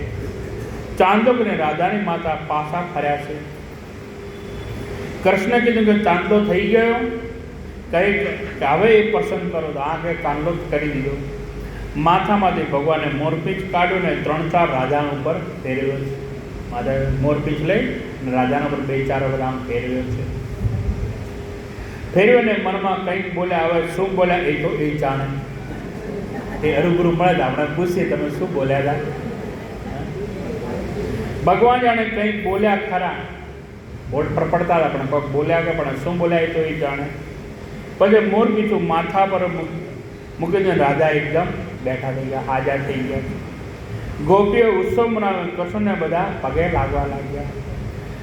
અને નંદના ઘરે આજે આનંદ અને માતાજી બ્રાહ્મણને દાન આપે ઉત્સવ ઉજવ્યો છે. મારા દીકરાની આજે સગાઈ થઈ છે. આજ મારા કૃષ્ણની, મારા લાલાની સગાઈ થઈ છે. નંદ બાબા મણિયોની માળાઓ આપવા લાગ્યા છે. ગૌરવ લૂંટવા માંડ્યો છે. આજ યશોદાને આંગણે આનંદ આનંદ થઈ ગયો છે. કૃષ્ણ આવ્યા કહે બધો કે આ શું છે બા, આ બધું શેનું ઉજવણું છે? કે બેટા તારી સગાઈ થઈ છે, સગાઈનું આ બધું ઉજવણું છે. કેમ કરે મને જાહેરમાં ના પાડી? યશોદા કહે છે મને જાહેરમાં ના પાડી બેટા, તે શું કર્યું જાય ત્યાં? તારું કામ કેવું પતાવી આવ્યો? કહે કે ખબર નહીં પડી. તો આમાં કોઈ ખબર ના પડી ત્યાં શું કર્યું? બોલે માં તું મને મંજૂરી નથી આપતી, નહીંતર આખી અહીંયા ચોલ્લા હમાને એટલા આવે એમ છે, આખા દરવાજાની અંદર ચોલ્લા હમાને એટલા આવે એમ છે, પણ તારી મંજૂરી નથી. તારી મંજૂરી હોય તો કેટલાય ચોલ્લા આવે એમ છે, અને એક નહીં હજી આવા તો કેટલાય ચાંદલા આવે એમ છે, એક નહીં કેટલાય ચોલ્લા આવે એમ છે. અહીં જો તું મને મંજૂરી આપે તો. રામ જબ કૃષ્ણ બને તબ મર્યાદા को दूर रखी गई છે. રામા અવતારો બહુ મર્યાદામાં જતન થયા હતા, તો કૃષ્ણ હોય તો એને ભલામણના પોટલા આલવા પડે. ભલામણના પોટલા ઉપર આવ્યા છતાં કંઈક ને કંઈક આડો અવળો કરો. અહીંયા રામ લક્ષ્મણ ગયા પણ કોઈ ભલામણને એક શબ્દ કીધો નથી. રામજીએ ભલામણ ના કરવી પડે. જનકપુરમાં જાઓ ને ક્યાંક ગુલામ ના પડો, ક્યાંક કોઈની સામે બોલાચાલી ના થઈ જાય, કારણ કે મર્યાદા પુરુષોત્તમનું આ ચરિત્ર જુદું છે. એટલે મહર્ષિ વિશ્વામિત્રે બ્રાહ્મણનો કોઈ શબ્દ કીધો તે રામજીને. એમ કે બંને ભાઈઓ જનકપુરમાં રાજમાર્ગ ઉપર નીકળ્યા છે, જનકપુરમાં બહાર ફરવા. પિતાંબર ધારણ કરેલો છે, મસ્તક પર સુંદર ચેતની પહેરી છે, લલાટમાં તિલક છે, ધનુષ્ય બાણ હાથમાં ધારણ કર્યા છે. વીજળી શર્મા ગયા એવો તો એમનો પિતાંબર પહેર્યા છે, અલૌકિક સૌંદર્ય રૂપ છે. રાઘવ પીછે લક્ષ્મણ જનકપુરમાં રાજમાર્ગ પર ભાઈઓ નીકળ્યા છે, બંને ભાઈઓ રાજમાર્ગ પર નીકળ્યા છે. એકબીજાને બીજા વાર ત્રીજાને વાત કરી આખું જનકપુર રામ દર્શન કરવા માટે દોડતું થયું છે. બધા જોયેલા રામ આયા, રામ બધા દર્શન કરી રહ્યા છે. પોતપોતાના કાર્યસ્થળે બધા દોડ્યા છે. મહિલાઓ બધી અટારીઓમાં ઝરૂખામાં ઊભી રહી ગઈને, પુરુષો બધા રસ્તાની અને બંને બાજુ ઊભા રહ્યા જોવા માટે, દર્શન કરવા માટે રામના. પાઠશાળામાં બાળકો રામજીના પાછળ પાછળ દોડવા લાગ્યા. કોઈ પાસે માહિતી આ કોણ છે, આખું જનકપુર રૂપમાં દર્શન કરવા માટે. કોણ છે ખબર પણ બધા દર્શનમાં મોહિત થઈ ગયા છે.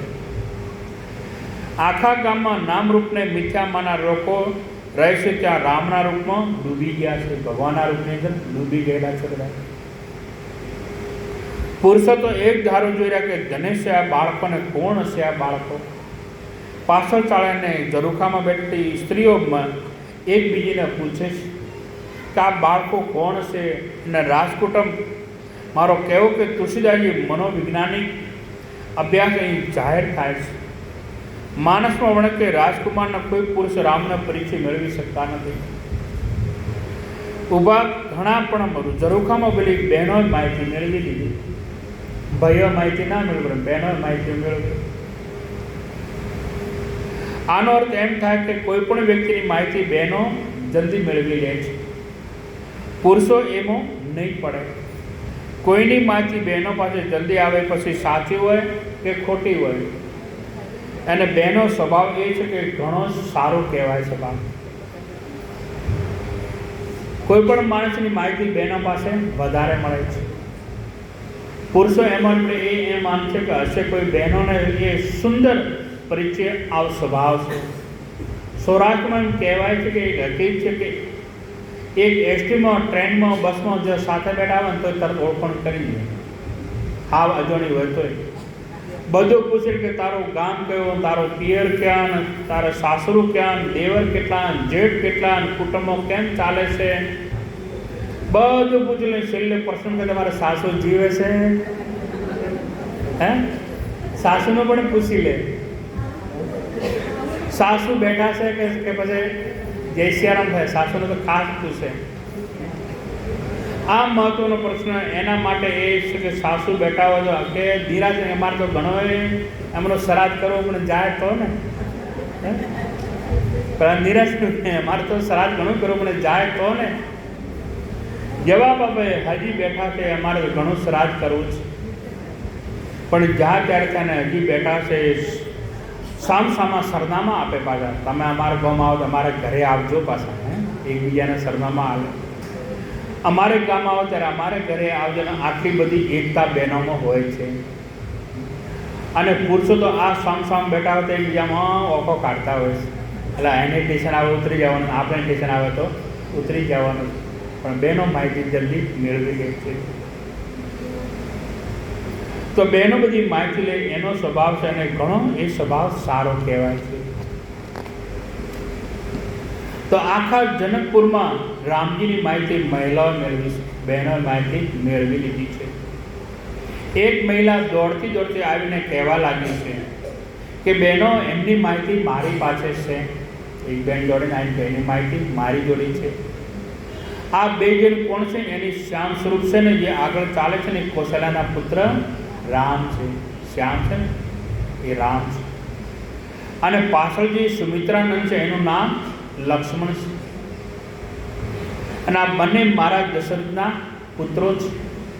અને બહેનો વિશ્વામિત્ર યજ્ઞની એમણે રક્ષા કરી, અને રસ્તામાં અહલ્યાનો પણ એને ઉદ્ધાર કર્યો છે. અને આ જ ધનુષી યજ્ઞ જોવા અહીંયા જનકપુરમાં આજે આવ્યા છે.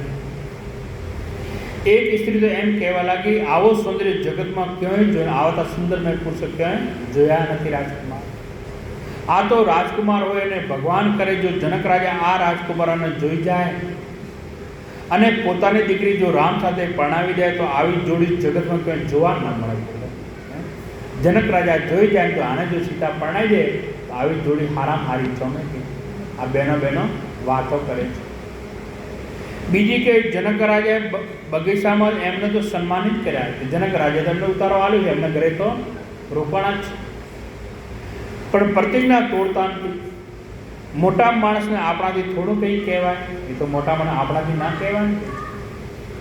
એમ ઘરે ઘરે જરૂર મહિલાઓ ભાવ જાગ્યો છે, એ વાતો કરે છે. જ્યાં રામ ગયા ત્યાં પરમાનંદ આનંદ પ્રગટ્યો છે. વેદાંતને માનનારા લોકો રામના રૂપમાં ગરકાવ થયા છે. ભક્તિની દિશા મળે છે, પણ રામની નજીક કોઈ જઈ શકતું નથી. જોવે છે, દર્શન કરે, પણ નજીક કોઈ જતું નથી. કેવળ બાળકો જ મેળવી શકશે, કેમ કે બાળકો એમને જોડી ગયા. ઈશ્વરનો સ્પર્શ કરવો હોય તો તમારી ઈચ્છા પ્રમાણે ઈશ્વરનો હાથ પકડીને ભગવાન તમારે મોડ આપવો હોય તો બાળક જેવા નિખાલસ બની જાઓ. કામ, ક્રોધ, લોભ, મોહ, અહંકાર બધું બાળકની જેમ. બાળકનું કામ ક્રોધ ના હોય, બાળક જેવા બની જાઓ. બાળક રુચિ પ્રમાણે રામને થોડીક આમ લઈ જાય, ઘડીક આમ લઈ જાય. જ્યાં સુધી જીવ બાળક જેવો નિખાલસ અંત નહીં બનાવે ત્યાં સુધી બ્રહ્મનો સ્પર્શ મુશ્કેલી છે. અને ત્યાંથી ભારતના જેટલા પરમ વંશો થયા, છેલ્લી અવસ્થામાં બાળક જેવા જ દેખાણા, એકદમ બાળક જેવા થઈ ગયા. પૂર્વ દિશામાં ધનુષી યજ્ઞનો મોટા મંડપ આવે છે, જ્યાં સીતાના ભાગ્યનો નિર્ણય થવાનો છે. ત્યાં રામ લક્ષ્મણ પહોંચ્યા છે. જે ધનુષ હતું એ જોવા આવ્યા કે જો લક્ષ્મણ આ ધનુષ મોટો. અને બાળકો રામજીને બતાવે છે કે રામજી જો આ ધનુષ સીતાજી માટે કોઈ ગોઠવે કે એ આ ધનુષ તોડશે એના સીતાજી પરણાવવાના છે. લક્ષ્મણજી બતાવે ને લક્ષ્મણજી રામને સરાહના કરે છે. કેટલો સરસ મંડપ છે, કેટલો સારો મંડપ છે, કેટલો મોટો ધનુષ છે, કેવો બાગ બગીચા છે. બાળકોને રામને લક્ષ્મણજીને બતાવે છે. તુલસીદાસજી કહે કે આંખના પલકારામાં બ્રહ્માંડને સર્જન કરે અને એ જ બ્રહ્માંડને જનકને મંડપ જઈને વખાણવા પડે. ભગવાને વખાણ્યા છે. આ તો એક દિવ્ય લૌકિક લીલા છે. રાધકને દર્શન કરીને સૂરજને ડૂબવાની તૈયારીથી ત્યાં રામજી કો ભાઈ સંધ્યા સમય થયો. દાડો આત્માની તૈયારી કરી રામે કે લક્ષ્મણ હવે ટાઈમ થઈ ગયો, ચાલો આપણે પાછા જઈએ. તેથી સંધ્યા થતાં પહેલાં આપણે બાપજી પાસે પહોંચી જઈએ. ભગવાન શંકર કે લક્ષ્મણ અને રામે બાળકોને વિનંતી વચનથી વિદાય કરે છે. કારણ કે બાબાજીનું ભય લાગ્યું થોડું મોડું થશે તો બાપજી આપણને ઠપકો તો નહીં આપે, પણ તો મનમાં થશે કે કેમ મોડા આવ્યા.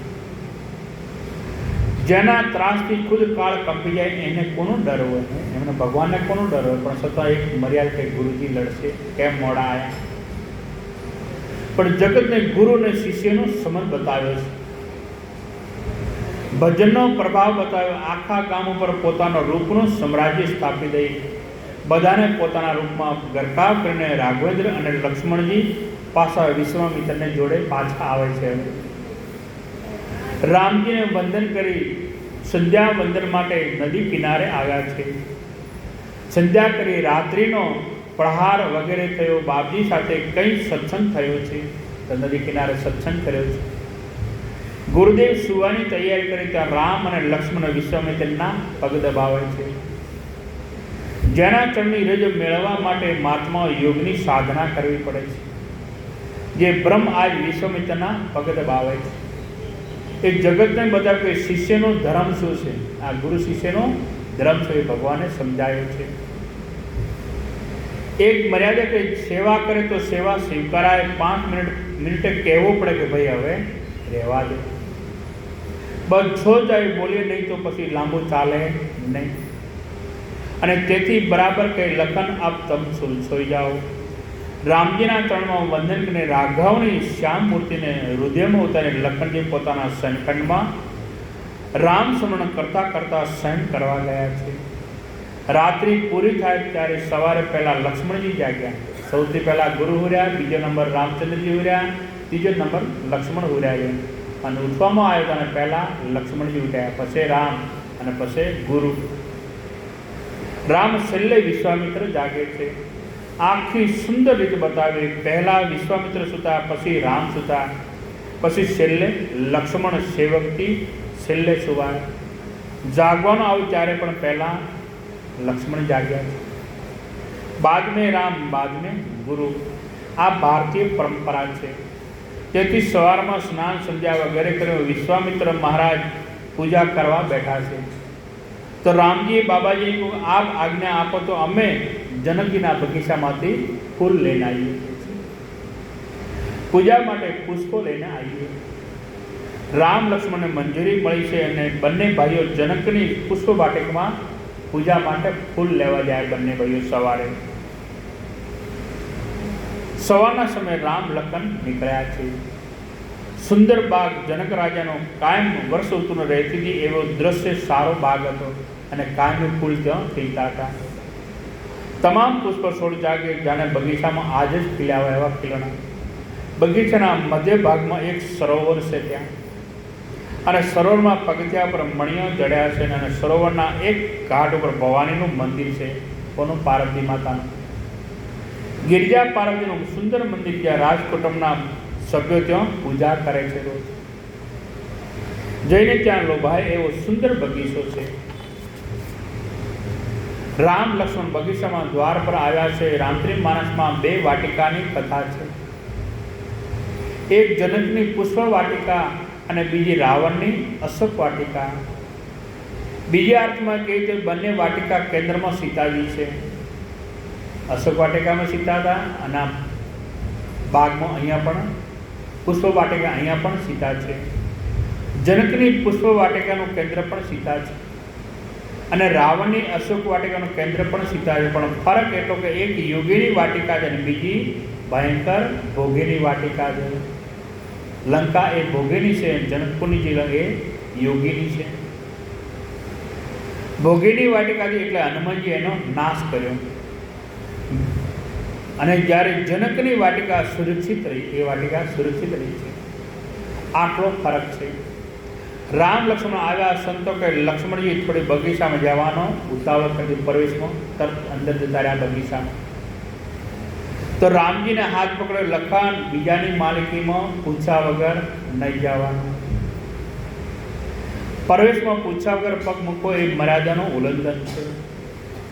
રામજીની આ મર્યાદા પહેલાં માળીને પૂછો, જે બગીચો જે સંભાળતો એને પૂછવાનો પહેલાં પછી અંદર પ્રવેશ કરવો.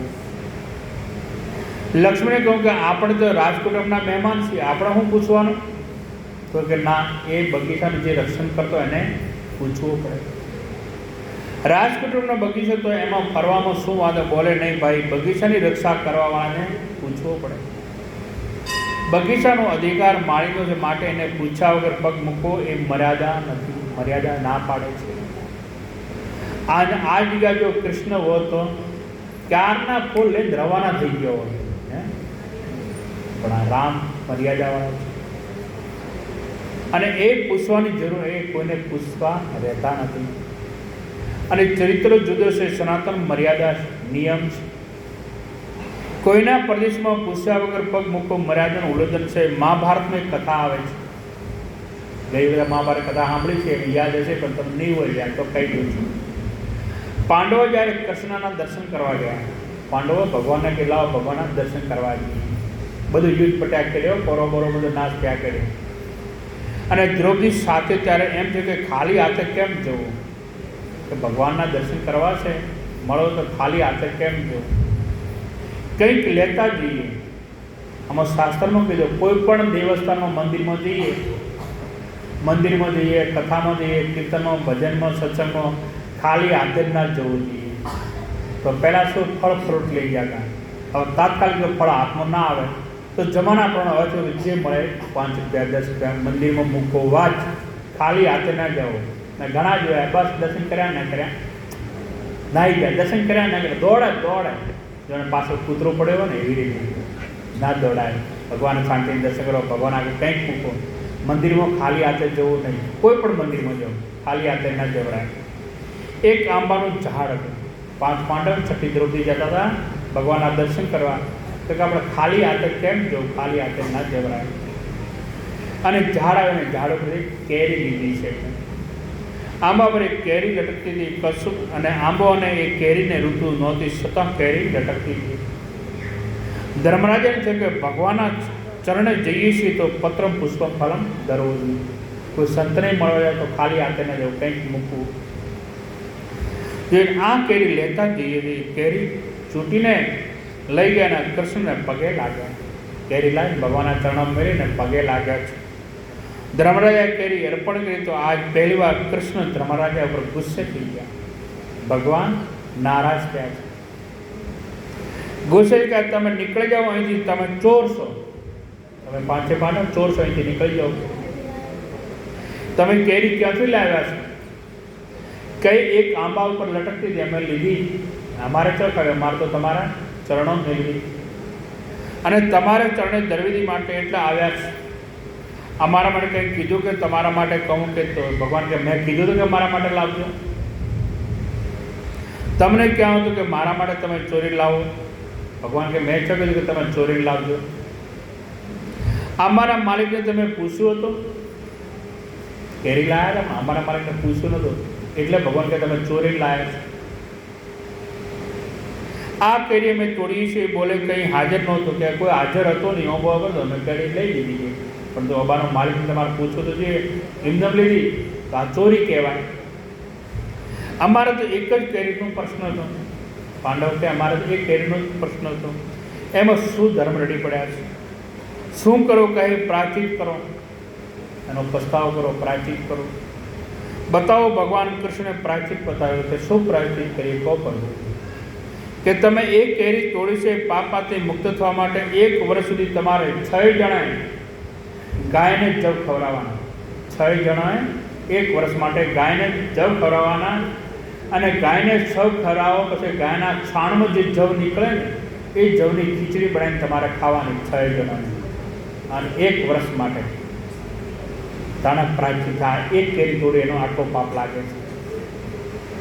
અને વીણીને ગૌમૂત્રથી સાકરી એની ખીચડી બનાવજો અને 6 જણા 1 વર્ષ સુધી એવી ખીચડી ખાઓ, ત્યારે આ કેરી તોડી એના પાપમાંથી તમને મુક્તિ મળશે. અને આપણે કેટલીય ચોરીઓ કરી શું થાય હે? હવે આપણું શું થશે? ભગવાન જાણે એક કેરી તોડનારને જો આટલો પ્રાચીન ખાલી એક કેરી તોડી દે, એમાં આટલો પ્રાચીન એટલો સહન કરવાનો હોય. ધર્મરાજા કે બીજો કોઈ ઉપાય ખરો? આના સિવાય કોઈ બીજો ઉપાય ખરો? હા છે કે તમારા આમ તાકાત હોય સત્ય તો કેરી પાસે ચોંટાડી દો. તૂટેલી હે ને ચોંટાડી દો પાછી. આ કેરી જ્યાં તોડી ત્યાં પાછી ચોંટાડી દો. ધર્મ છે કે 1 વર્ષ ખીચડી ખાવા કરતાં આ પ્રયોગ કરવા જેવું છે કે 1 વર્ષ આવે આટલા જવ આવે એ જવથી એનો પૂરું થાય 6 જણાનો. જો થતો હોય લાવ પ્રયોગ કરીએ. એટલે કેરી લઈને પાછા આંબા નીચે આવ્યા છે 6 જણા, 5 પાંડવ અને 6 દ્રૌપદી. અને કેરીને જે ડાળીથી ત્યાંથી તોડવામાં આવી છે, ડાળીને જમીન વચ્ચેનું અંતર 5-7 ફૂટનું અંતર હશે. અને કેરી તો નીચે મેળી, ડાળના નીચે ડાળ છે ને ઉભાની. અને 4 આંગળ જેટલો કેરી નીચે મૂકીને ધર્મરાજાએ હાથમાં જલ લઈને સંકલ્પ કર્યો છે. કેરી નીચે મૂકી ધર્મરાજાએ સંકલ્પ કર્યો હાથમાં કે મારા જીવનમાં ક્યારે હું અસત્ય આચરણ ન કર્યો હોય તો આ કેરી ચોંટી જવી જોઈએ. હું જૂઠું ના બોલ્યો હું તો ચોંટી જવી છે. શું સત્યવાદી લોકો હતા એ કાળમાં. જ્યાં સંકલ્પને જળ પધરાવી ત્યાં કેરી 1 હાથ ઊંચી થઈ, જમીનથી 1 હાથ ઊંચી થઈ. અને આ બુદ્ધિમાં નહીં ઉતરે. અમુક વસ્તુમાં બુદ્ધિ લગાડવી. 1 હાથ કેરી ઊંચી થઈ ગઈ, માનવું જ પડશે કે 1 હાથ ઊંચી કેરી થઈ. એમાં બુદ્ધિ કામ નહીં. ધર્મ સમજી ગયા કે મહાભારતમાં સમગણ મોં પણ એક અશ્વત્થામા મરી ગયા, એક થોડુંક જૂઠું બોલ્યો હતો એટલે 1 ફૂટ જ નાખા ડાયરેક્ટ ચોંટી જવું. કારણ કે મોય જૂઠો બોલ્યો હતો, થોડુંક ખોટું બોલ્યા છે એનો આ પ્રભાવ છે. એ કેરી પાસે 1 સુધી ન ચડી. અર્જુને કહ્યું કે સત્ય તું અજમા. અર્જુને સત્ય અજમાવ્યું. કેરી 1 હાથ ભરે ઊંચી થઈ, એટલે 1 હાથની 2 હાથ ઊંચી થઈ. સહદેવે સત્ય અજમાવ્યું. કેરી 3 હાથ નીકળી. અને કહું કે છેલ્લે પોતાનો સત્ય અજમાવ્યો. કેરી 4 હાથ ગઈ. ભીમસેનનો વારો આવ્યો છે કે તું સત્ય અજમા. ભીમસેને કહ્યું કે હું અજમાવ્યું જે આવી છે એ નેચી આવશે. આજે 3-4 ફૂટ ધરાઈ છે ને એ નેચી આવી જાય છે. નીચે કહે તું સત્યનો ઉપાસક છે. ધર્મરાજા કહે તો સત્યનો ઉપાસક છે. સત્ય અજમા. ભીમ સત્ય અજમાવ્યો છે. કેરી 5-7 ફૂટ અંદર ગઈ છે. હવે કેરીને શાખા કેવળ 4 આંગળનું અંતર રહ્યું. કેરીને અને ડાળાને ખાલી 4 આંગળનું અંતર રહ્યું. અને દ્રૌપદી બાકી છે. હવે દ્રૌપદીને કીધું છે. દ્રૌપદી સંગ્રહ કરે 5 પતિને છતાંય 5 પતિની સેવામાં ક્યારેય ભેદ ઊભો ન કર્યો હોય તો આ કેરી મૂળ જગ્યાએ ચોંટી જવી જોઈએ. અને કેરી એકદમ ચોંટી ગઈ. પાંડવો ખુશ થઈ ગયા. હાશ, આ પાપમાંથી આપણે મુક્ત. કેરી ચોંટી ગઈ. ચોરીના પાપથી આપણે મુક્તિ મળી ગઈ. હવે ચોરમાંથી મુક્તિ મળી ગઈ. પણ પવનનો ઝપાટો આવ્યો, પછી તો વાયરો આવ્યો. વાયરા તેને હાથે પડી ગઈ. શાખા ડોલવા લાગી. પવન જોરથી વયો. કેરી એની મેળાએ તૂટી ગઈ. પછી તેને વાયરાથી તૂટી છે.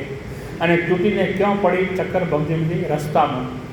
હવે રસ્તામાં તો કોણ માલિક હોય? કોઈના ખેતરમાં પડી તો કે હાડો ચલો એ માલિક ખેતરવાળો. રસ્તામાં તો જાહેરમાં 17 જણા દરેક હાડતા હોય. એ કેરી રાજમાર્ગ ઉપર પડી છે. અને ધર્મરાજે કહ્યું હવે આપણા કેરી તોડી નથી, એની મેળાએ તૂટી છે. આપણે તોડી નથી, એના હાથે આવીને પડી છે. જેનો આંબો છે એ પરદેશમાં નથી, હવે તો જાહેર માર્ગ ઉપર પડી છે. એ જાહેર માર્ગ ઉપર પડેલી વસ્તુ લેવામાં વાંધો નથી. હવે કે લેવામાં વાંધો નથી. એ કેરી લઈને પાછા કૃષ્ણને દર્શન આવ્યા. એ જ કેરી લઈ પાંડવો પાછા ભગવાનના દર્શન આવ્યા છે. અને આ લોકો કેરીને અર્પણ કરીને પગે લાગ્યા છે. હવે કૃષ્ણ કોઈ દિવસ નથી, કારણ કે હવે ચોરી નથી. હવે કે ભગવાન અમે ચોરી નહીં લાયા, સ્વીકાર કર્યો. ભગવાન કેરીની સ્વીકાર કર્યો. પણ કૃષ્ણને દ્રૌપદીની આંખમાં આંસુ જોયા. બાજુની સામે બાબા દ્રૌપદી રડતા હતા. દ્રૌપદી કહે, પ્રભુ મેં સત્ય અજમાયો અને કેરી ચોંટી ગઈ, પછી તૂટવી ન જોઈએ, તો મારા સત્યમાં કંઈક ખામી આવી હોવી જોઈએ. એ આ રડતા હતા કે મેં અજમાયું સત્ય, કેરી ચોંટી, પણ કેરી તૂટવી ન જોઈએ, તો મારામાં કંઈક ખામી હોય તો જ તૂટી છે ને કાં તૂટે નહીં. મને બતાવો મેં ક્યાં ભૂલ કરી છે. ભગવાનને કહે દ્રૌપદી મેં ક્યાં ભૂલ કરી, મને બતાવો. કૃષ્ણ કહે હું એકાંતમાં તને સમજાવીશ, તને એકલીને કહીશ. કૃષ્ણને એકાંતમાં મળે ને કૃષ્ણ કહે કે દ્રૌપદી તે ક્રિયાથી ભૂલ નથી કરી, પણ મનથી ભૂલ કરી છે. ક્રિયાથી એટલે હાથથી કોઈ ભૂલ નહીં કરી, પણ મનથી ભૂલ કરી. સંકલ્પથી પાપ કર્યો. અને દ્વાપર, ત્રેતા અને સતયુગમાં તો સંકલ્પો પણ પાપ લાગતો હતો. ખાલી મનથી કરો, મને મારા આમ કરી દેવો તો પાપ લાગતો હતો. કળિયુગમાં તો એ ફાયદો કે જેની ચર્ચા આપણે આગળ કર્યા કે બોલે બે કયું પાપ કર્યું. દ્રૌપદી કે મેં કયો પાપ કર્યો મનથી, તો વનવાસના દિવસો કે યાદ આવે છે. ભગવાન કૃષ્ણ દ્રૌપદી કે વનવાસના દિવસો યાદ આવે કે તમારા પગમાં એ વખતે કાંટો લાગ્યો હતો. ધ્રમ, ભીમસેન, સહદેવ, નિકુળ ચારે આગળ ચાલતા હતા બધા, અને તમને કોંટો વાગતો, તમે ત્યાં બેસી ગયા, ચલાતો નહોતું તમારાથી. ત્યારે દ્રૌપદી તારા પગનો કાંટો અર્જુન કાઢે છે. અર્જુને તારો કાંટો કાઢ્યો છે. અને એક આ કાંટો ન નીકળતો, ખટકતો હતો. અર્જુને કાઢ્યો પણ નીકળતો ન હતો, ખટકતો હતો અંદર. વેદના થતી હતી, અને તેથી એની વેદનાને લીધે એક ક્ષણ માટે તે દિવસે તને વિચાર આવેલો. એક ક્ષણ એટલે અડધી સેકન્ડ તને એક વિચાર આવ્યો કે 5 પતિને પરણી તોય મારી આ દશા, આ 5 પતિને પરણી તો મારી આ દશા, એના કરતાં એકને પરણી હોત તો હું કે સુખી થાત, આ દશા મારી ન થાત. આ તે મનમાં પાપ કર્યો. ભગવાન કેટલું રાખે, બધું કેટલું એની જોણે છે. મનની વાત પણ જાણી લે છે. એ તૂટી ગઈ ઈશ્વરની ડાયરીમાં માનસિકના સંકલ્પો કહેવા લખે છે. અહીંયા કે હું સોને પબ્લિક માણસો કે હું સોને સેવા ન કરું, ભગવાન કે હું અહીંયા કોને લખું છું. એની કોર્ટમાં કોણ બચી શકે? આની કોર્ટમાં કોઈ ન બચે. ત્યાં લાગ વળગી ના ચાલે, વકીલો ના ચાલે. મારો કહેવાનો સુર કે બીજાના પરદેશમાં પૂછ્યા વગર પગ મૂકો. રામજી મર્યાદાનું ઉલ્લંઘન માને છે ને તેથી કહું માળીઓને પૂછીએ પછી ફૂલ લેવા જઈએ. રામ કે લક્ષ્મણને માળીને પૂછીને પછી ફૂલ લેવા જઈએ.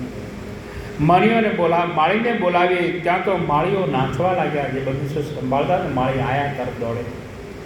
આ તો રાજકુમારી જેમને ગઈ સાંજે આખા ગામની મોહિત કર્યો. એ જ આજે આપણો સારો ભાગશાળી કે આપણે ઘરે આજ બાગમાં આવ્યા, દર્શન શું શાંતિ થયા. આપણે બગીચામાં હતા એટલે દર્શન નહોતા થયા કાલે, પણ આજ થઈ ગયા સદભાગ્ય. ગિરજીથી બચીને નિરાંત દર્શન કરી પધારીએ મહારાજ પધારો પધારો આવકાર આલે છે રામજી.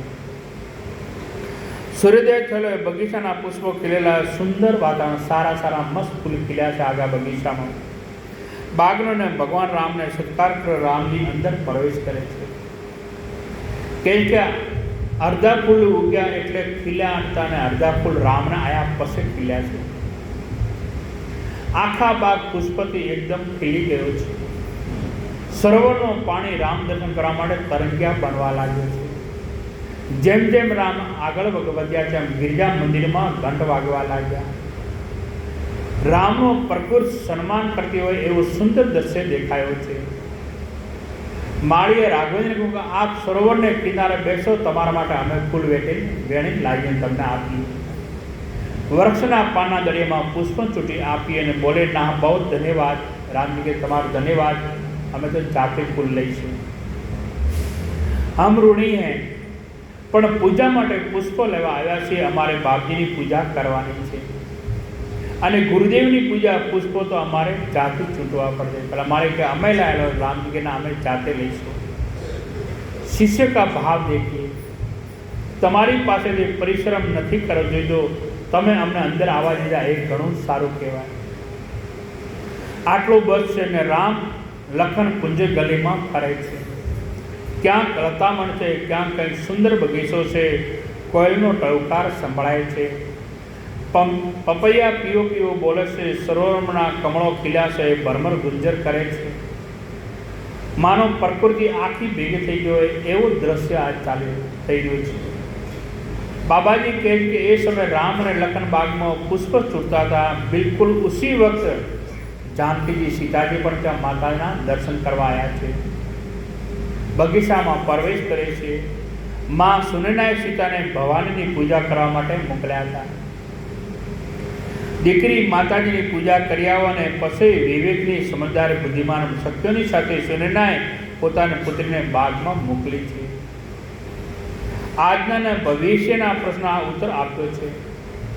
અત્યારનો વર્તમાન કાળ, ભવિષ્યકાળ, તુલસીદાસજી કહે ભૂતકાળ પણ યુવાનો બાગમાં ફરવા જતા હતા, યુવતીઓ બાગમાં ફરવા જતી, યુવાનો ગુરુ મોકલતા હતા, દીકરીને માં મોકલતી હતી. બાગમાં જાઓ. અવર્ચન કાળના યુવાન માણસ, કોઈ યુવાન દીકરી બગીચામાં જાય તો વાંધો નહીં, ભવિષ્યમાં બાગમાં યુવક યુવતી ફરવા જતા હતા તો વાંધો નહીં, પણ ફરવા જતી વખતે પૂજાનો ભાવ હોવો જોઈએ, ભાવ બદલાવા ના જોઈએ. ગિરિરાજ પૂજન જનની પઠાઈ આજે પૂજાનો ભાવ નથી, આજે તો શિકારનો ભાવ થઈ ગયો છે. અમારો રામ પણ બગીચામાં ફરે, અમારી જાનકી પણ બગીચામાં ફરે છે. આ ઇષ્ટ રામની દ્રષ્ટિને પૂજા માટે પુષ્પો લે છે. આજે તો ભોગ ભડકે બળે છે, આજે તો સતતતાને બદલે. અને ત્યારે તુલસીદાસજી જવાબ આપે કે બાગમાં ફરવું એ દોષ નથી, તમારી દ્રષ્ટિ કેવી છે, તમારી ભાવના કેવી છે એ જોવાનું છે. શિકાર દ્રષ્ટિ ના હોવી જોઈએ. સૌંદર્ય જુઓ એ પાપ નહીં. કોઈ ફૂલ હોય, કોઈ વ્યક્તિ હોય, પદાર્થ અતિ સુંદર હોય, તુલસી કે એને જુઓ, ના નથી, પણ એનો શિકાર ના કરો. સૌંદર્ય જોતી વખતે એમ લાગવું જોઈએ કે આ તો વ્યક્તિ આટલી રૂપાળી, તો એને બનાવનારો એ રૂપાળો કેટલો છે, એને બનાવવાવાળો ભગવાન એ રૂપાળો કેટલો છે, એવો ભાવ હોવો જોઈએ. વાલીમાં લખ્યું કે ગુલાબના ફૂલ પર ભમરો બેસો, તમે માનો કે ભમરો હિન્દમ થોડો બે, એની ખુશ્બુ લેવી. ફૂલ હોય, ગુલાબનો હોય કે કમળનો, એના પર ભમરો બે, પણ ફૂલને બિલકુલ ઈજા થતી નથી અને બધો રસ ચૂસે લઈ લે છે. ગુલાબની અંદર રસ ચૂસવા માટે એક ધનેશે ભંવરને ગુલાબની એક પાંખડીને તોડવાની જતો, એક પાંખડી તોડવાની જતો, રસ ચૂસી લેશે, સૌંદર્ય જરા બગડવા નથી દેતા. એમ તુલસી કે સૌંદર્યની એવી રીતે જુઓ કે બદનામ ન થાય. જુઓ, ના નહીં બદનામ થાય એવું નથી જોવું, એને કલંક ના લાગે. તમારી આંખને રામની રૂપની એનો ભૂતિ થાય, ऐसे सौंदर्य को देखो. શિકાર મત કરો, બગીચામાં ઘૂમો એની ના નથી. હવે જાનકી બગીચામાં આવે છે. રામચરિત માનસમાં કથામાં જાનકીનું આગમન થાય છે. સીતા ચરિત્ર અહીંથી ઉમેરાય છે. માટે એકવાર ભાવરો પ્યાર છે. જાનકી બોલી જાનકી મહારાજ કી.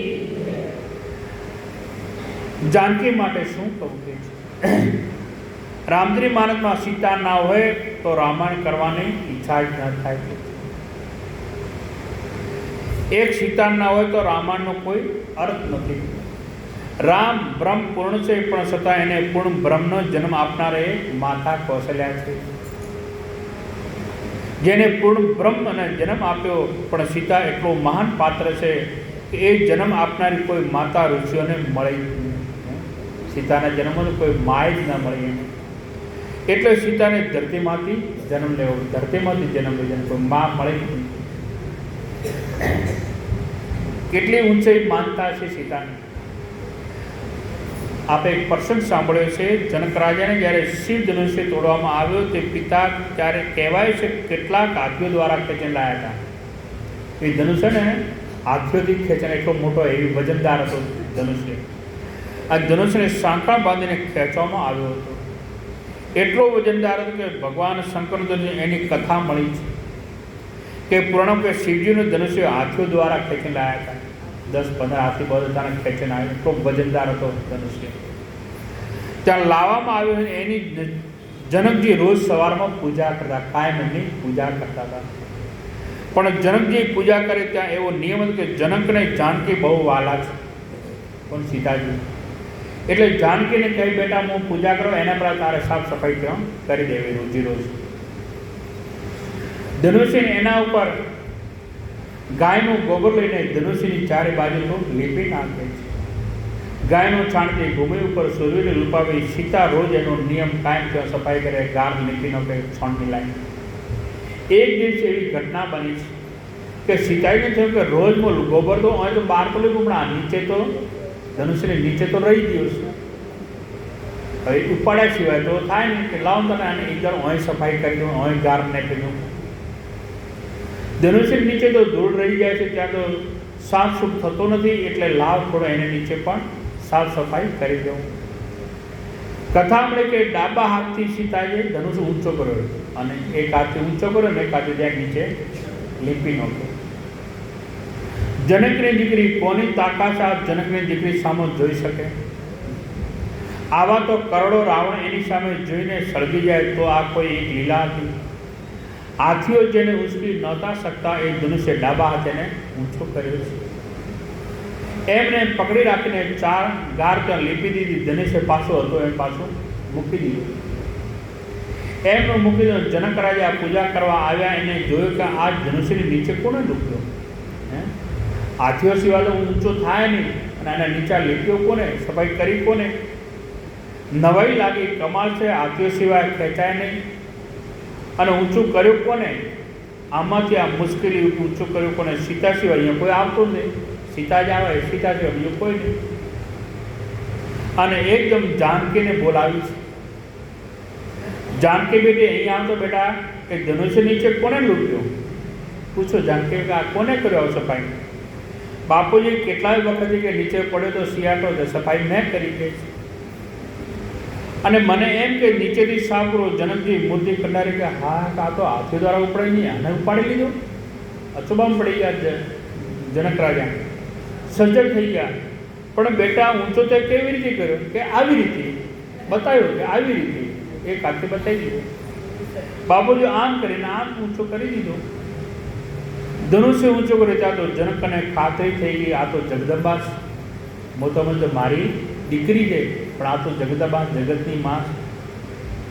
અને જગદંબાનો જન્મ થઈ ચૂક્યો છે. જનકને ત્યાં ખ્યાલ આવી ગયો, પરમ શક્તિ અવતરી ચૂકી છે. અને આ પરમ શક્તિને પરમાત્માનો તત્વ છે, એટલે આ વસ્તુ જેની હોય એને આપી દેવી પડે. માટે ધનુષ્ય યજ્ઞ દ્વારા શક્તિના માલિકને ગોતવા છે. એટલે પ્રતિને આ ધનુષ્ય તોડે એને પરણાવી. જનક તો કહે છે આ મને જડી છે ને જડેલી વસ્તુ જેની હોય એને આપી દેવા. માણસને કોઈ વસ્તુ જડે તો જેની હોય આપવાની કોશિશ કરે, અને અમુક માણસો શુકર માણીને ખિસ્સા મૂકી દે. જેની હોય પહોંચાડી દે. એ શક્તિ જન્મી ચૂકી છે. હવે પરમ તત્વ ક્યાંક જન્મ્યો છે, અને આ પરમ તત્વને મેળવવા માટે ધનુષ્ય યજ્ઞનો વિચાર આ જનક રાજાએ કર્યો છે. આ જાનકીમાં બગીચામાં પ્રવેશ કર્યો છે. બહેનપણીઓ સ્નાન કરી જાનકી પૂજાનો થાળ લઈને મા ગિરજાની પૂજા કરે છે, અને ભવાનીના મંદિરમાં પ્રવેશ કરે છે. સીતાજી બધી સખીઓ સાથે મંદિરમાં ગયા છે. એક સખી સીતાજીની છૂટી પડી છે, એ અલગ રહી છૂટી પડી, અને બગીચામાં એવા જોવા માટે પાછળ રહી ગયેલી ને એને કુંજલ ગલીમાં ફરતી હતી. એમાં રામને લક્ષ્મણને જોયા, ને રામ દર્શન થતાં ભાવેશમાં ડૂબેલી સીતાની એ સૈયાની સખી દોડતી દોડતી આવે છે સીતા જોડે, અને ભવાની મંદિરમાં સીતા પૂજન કરે છે. ત્યારે આવીને હાથ પકડી કહું કે સીતા પૂજા તો પછી એ થશે, પણ પહેલાં જલ્દી તું બહાર આવ, તને દર્શન કરાવવાનું કહે છે. સખી કહે છે સીતા, ગઈકાલે જેને બંને રાજકુમારોએ આખા ગામને મોહિત કર્યો હતો ને, એ જ કે બે રાજકુમાર અહીંયા બગીચામાં આવ્યા છે. અને આજ બગીચામાં ફરે છે ને જાનકી તો મને પૂછતી હતી ને કે આ કોણ છે રાજકુમાર જેની આખા ગામમાં ચર્ચા થાય છે. તો સીતા આજ બગીચામાં એકલા છે, ચાલને આપણે દર્શન કરીએ ને બધું પૂછીએ લઈએ. બંને રાજકુમારો બગીચા જોવા આવ્યા છે. સીતાજીને આનંદ થયો કે પણ સખી કેટલી બુદ્ધિમાન છે, સખી હોશિયાર છે, બુદ્ધિમાન છે. તુલસીદાસ સયાની સબીત કરે કે આપ તો કે હકીકતમાં એ સખી ખોટું બોલી છે. આયા તો ફૂલ લેવા પણ કીધું કે બગીચો જોવા આવ્યા છે. એમણે સીતાજીને એમ કહ્યું કે રાજકુમારો બગીચો જોવા આવ્યા છે, હકીકતમાં બગીચો જોવા નથી આવ્યા, એ તો ફૂલ લેવા આવ્યા છે. છતાં પેલી સખી આમ કહ્યું એ તો ફૂલ જોવા આવ્યા છે બગીચો. કારણ કે સખી સમજે કે હું સીતાને એમ કહીશ કે રાજકુમાર ફૂલ લેવા આવ્યા છે તો સીતાની દ્રષ્ટિમાં રામની પદવી ઘટી જશે. કે ફૂલ લેવા એમ તો નોકર ચાકર નહીં હોય, પોતે ફૂલ લેવા આવું થશે એમને મનમાં. એને અહમ હવે ફૂલ જાતે છૂટવા આવ્યા એમાં શું હોય કે રાજકુમાર હોય તો એને તો નોકર ચાકર બધાય હોય, કંઈ જાતે ફૂલ તોડવા થોડાય આવે. સીતાના મનમાં રામની પદવી ન ઘટે માટે હોશિયાર સખી બગીચો જોવા આવ્યા છે આવું કીધું છે. એમ કહું રાજકુમાર કંઈ ફૂલ થોડા જ તોડે, ચૂંટે મોટા માણસો તો ઉદ્ઘાટન કરે, કોઈ પાયા થોડા જ ખોદે. સીતાજી આકર્ષણ થયો. સખીઓ સાથ સાથ કહે વહે કિસ્સો છે, કોઈ કામ નહીં, કોઈ રાગ નહીં, કોઈ વિકાર નહીં, એ નિર્દોષ અવસ્થામાં છે. અને તુલસી કઈ મર્યાદા આડી આવે. એક યુવાન વર્ણ જનકની રાજકન્યા આગળ કરવો એમાં મર્યાદાનો સવાલ ઉઠતો હતો. એટલે કીધું બસ બીજું કંઈ વર્ણ નહીં, પણ દરેક રીતે સુંદર. સીતાજી એકદમ સુંદર. બસ સીતાજી કે વર્ણ તો કરે કેમ કે એમાંથી જોયા પણ આંખને જીભ નથી હોતી. આંખે જોયા પણ આંખને જીભ નથી. બિચારી બોલે કેમ? આંખે જોયા પણ બોલે કેમ જીભ? વર્ણ કરે પણ જીભને આંખ નથી ને એટલે જોયા વગર બોલવું કેમ? ટૂંકમાં તુલસી કહે કે રામનું રૂપ એ ઇન્દ્રિયોથી વિષય નથી, એ તો જાતથી અનુભવ કરવો પડે. જાતે અનુભવ કરવો તો ખબર પડે. જીભ આંધળી છે ને નજર મૂંગી છે. જીભ આંધળી છે ને નજર મૂંગી છે. કેમ બોલે કે વર્ણ થાય રામના રૂપનો વર્ણ ના હોય એ તો પોતે જ જોવું જોઈએ. તુલસીદાસની દ્રષ્ટિમાં સીતાને રામ દર્શન કરવામાં આ સખી માધ્યમ બને છે. આનો અર્થ એ કરી શકાય કે ઈશ્વરના દર્શન માટે સીતા સાધક છે, રામ બ્રહ્મ છે અને પેલી સખી એ સદગુરુ છે. સદગુરુ રામના દર્શન કરાવે છે. સદગુરુ જીવને ઈશ્વર પાસે કેમ લઈ જાય એની આ એક કથા છે. સાથે સદગુરુ રૂપનો વર્ણન નહીં કરી શકે એમને કહે કે તું જાતે જોઈ લે, દર્શન કરાવી દે. મોટે ભાગે આપણે ત્યાં વર્ણનો થયો છે, વર્ણનો બહુ થયા છે, આમ કરો તેમ કરો, કોઈને કંઈ મળ્યું નહીં. જ્યારે કંઈ ન કરી શકે ત્યારે એમ કહે કે વાતો બધી બહુ અઘરી છે, એમનાથી ન બને કે વાત અઘરી છે. એમાં જેવા તેવાનું કામ નથી. અને શુષ્કો પડ્યો નહીં હોય પછી તમારું એમાં કંઈ ચાલે નહીં એમ ઊંચી વાતો કરે તો સદગુરુ એ છે વખાણ ના કરે, કેવલ માર્ગદર્શન આપે અને કહે જાનકી ખુદ દેખ લે તો જાતે જોઈ લે. અને શિષ્યને ઈશ્વરની અનુભૂતિ કરાવીને સદગુરુ વચ્ચેથી બહાર નીકળી જાય છે. સદગુરુની ભૂમિકા માટે સીતાજી કહું વર્ણનો વિષય નથી. સીતાજી કહે તારી આંખમાંથી આંસુડા કેમ પડે છે? એ સખીને આંસુ આવતા હતા એટલે કે તારી આંખમાં આંસુ કેમ પડે છે? કે બોલે સીતા આંસુ નથી, આંસુ નથી. જાનકી પાણી ભરેલા પ્યાલામાં દૂધ ભરવું હોય ને તો પાણી ખાલી કરવું. જે ગ્લાસમાં પાણી હોય એમાં દૂધ લેવું હોય તો પાણી ખાલી કરવું.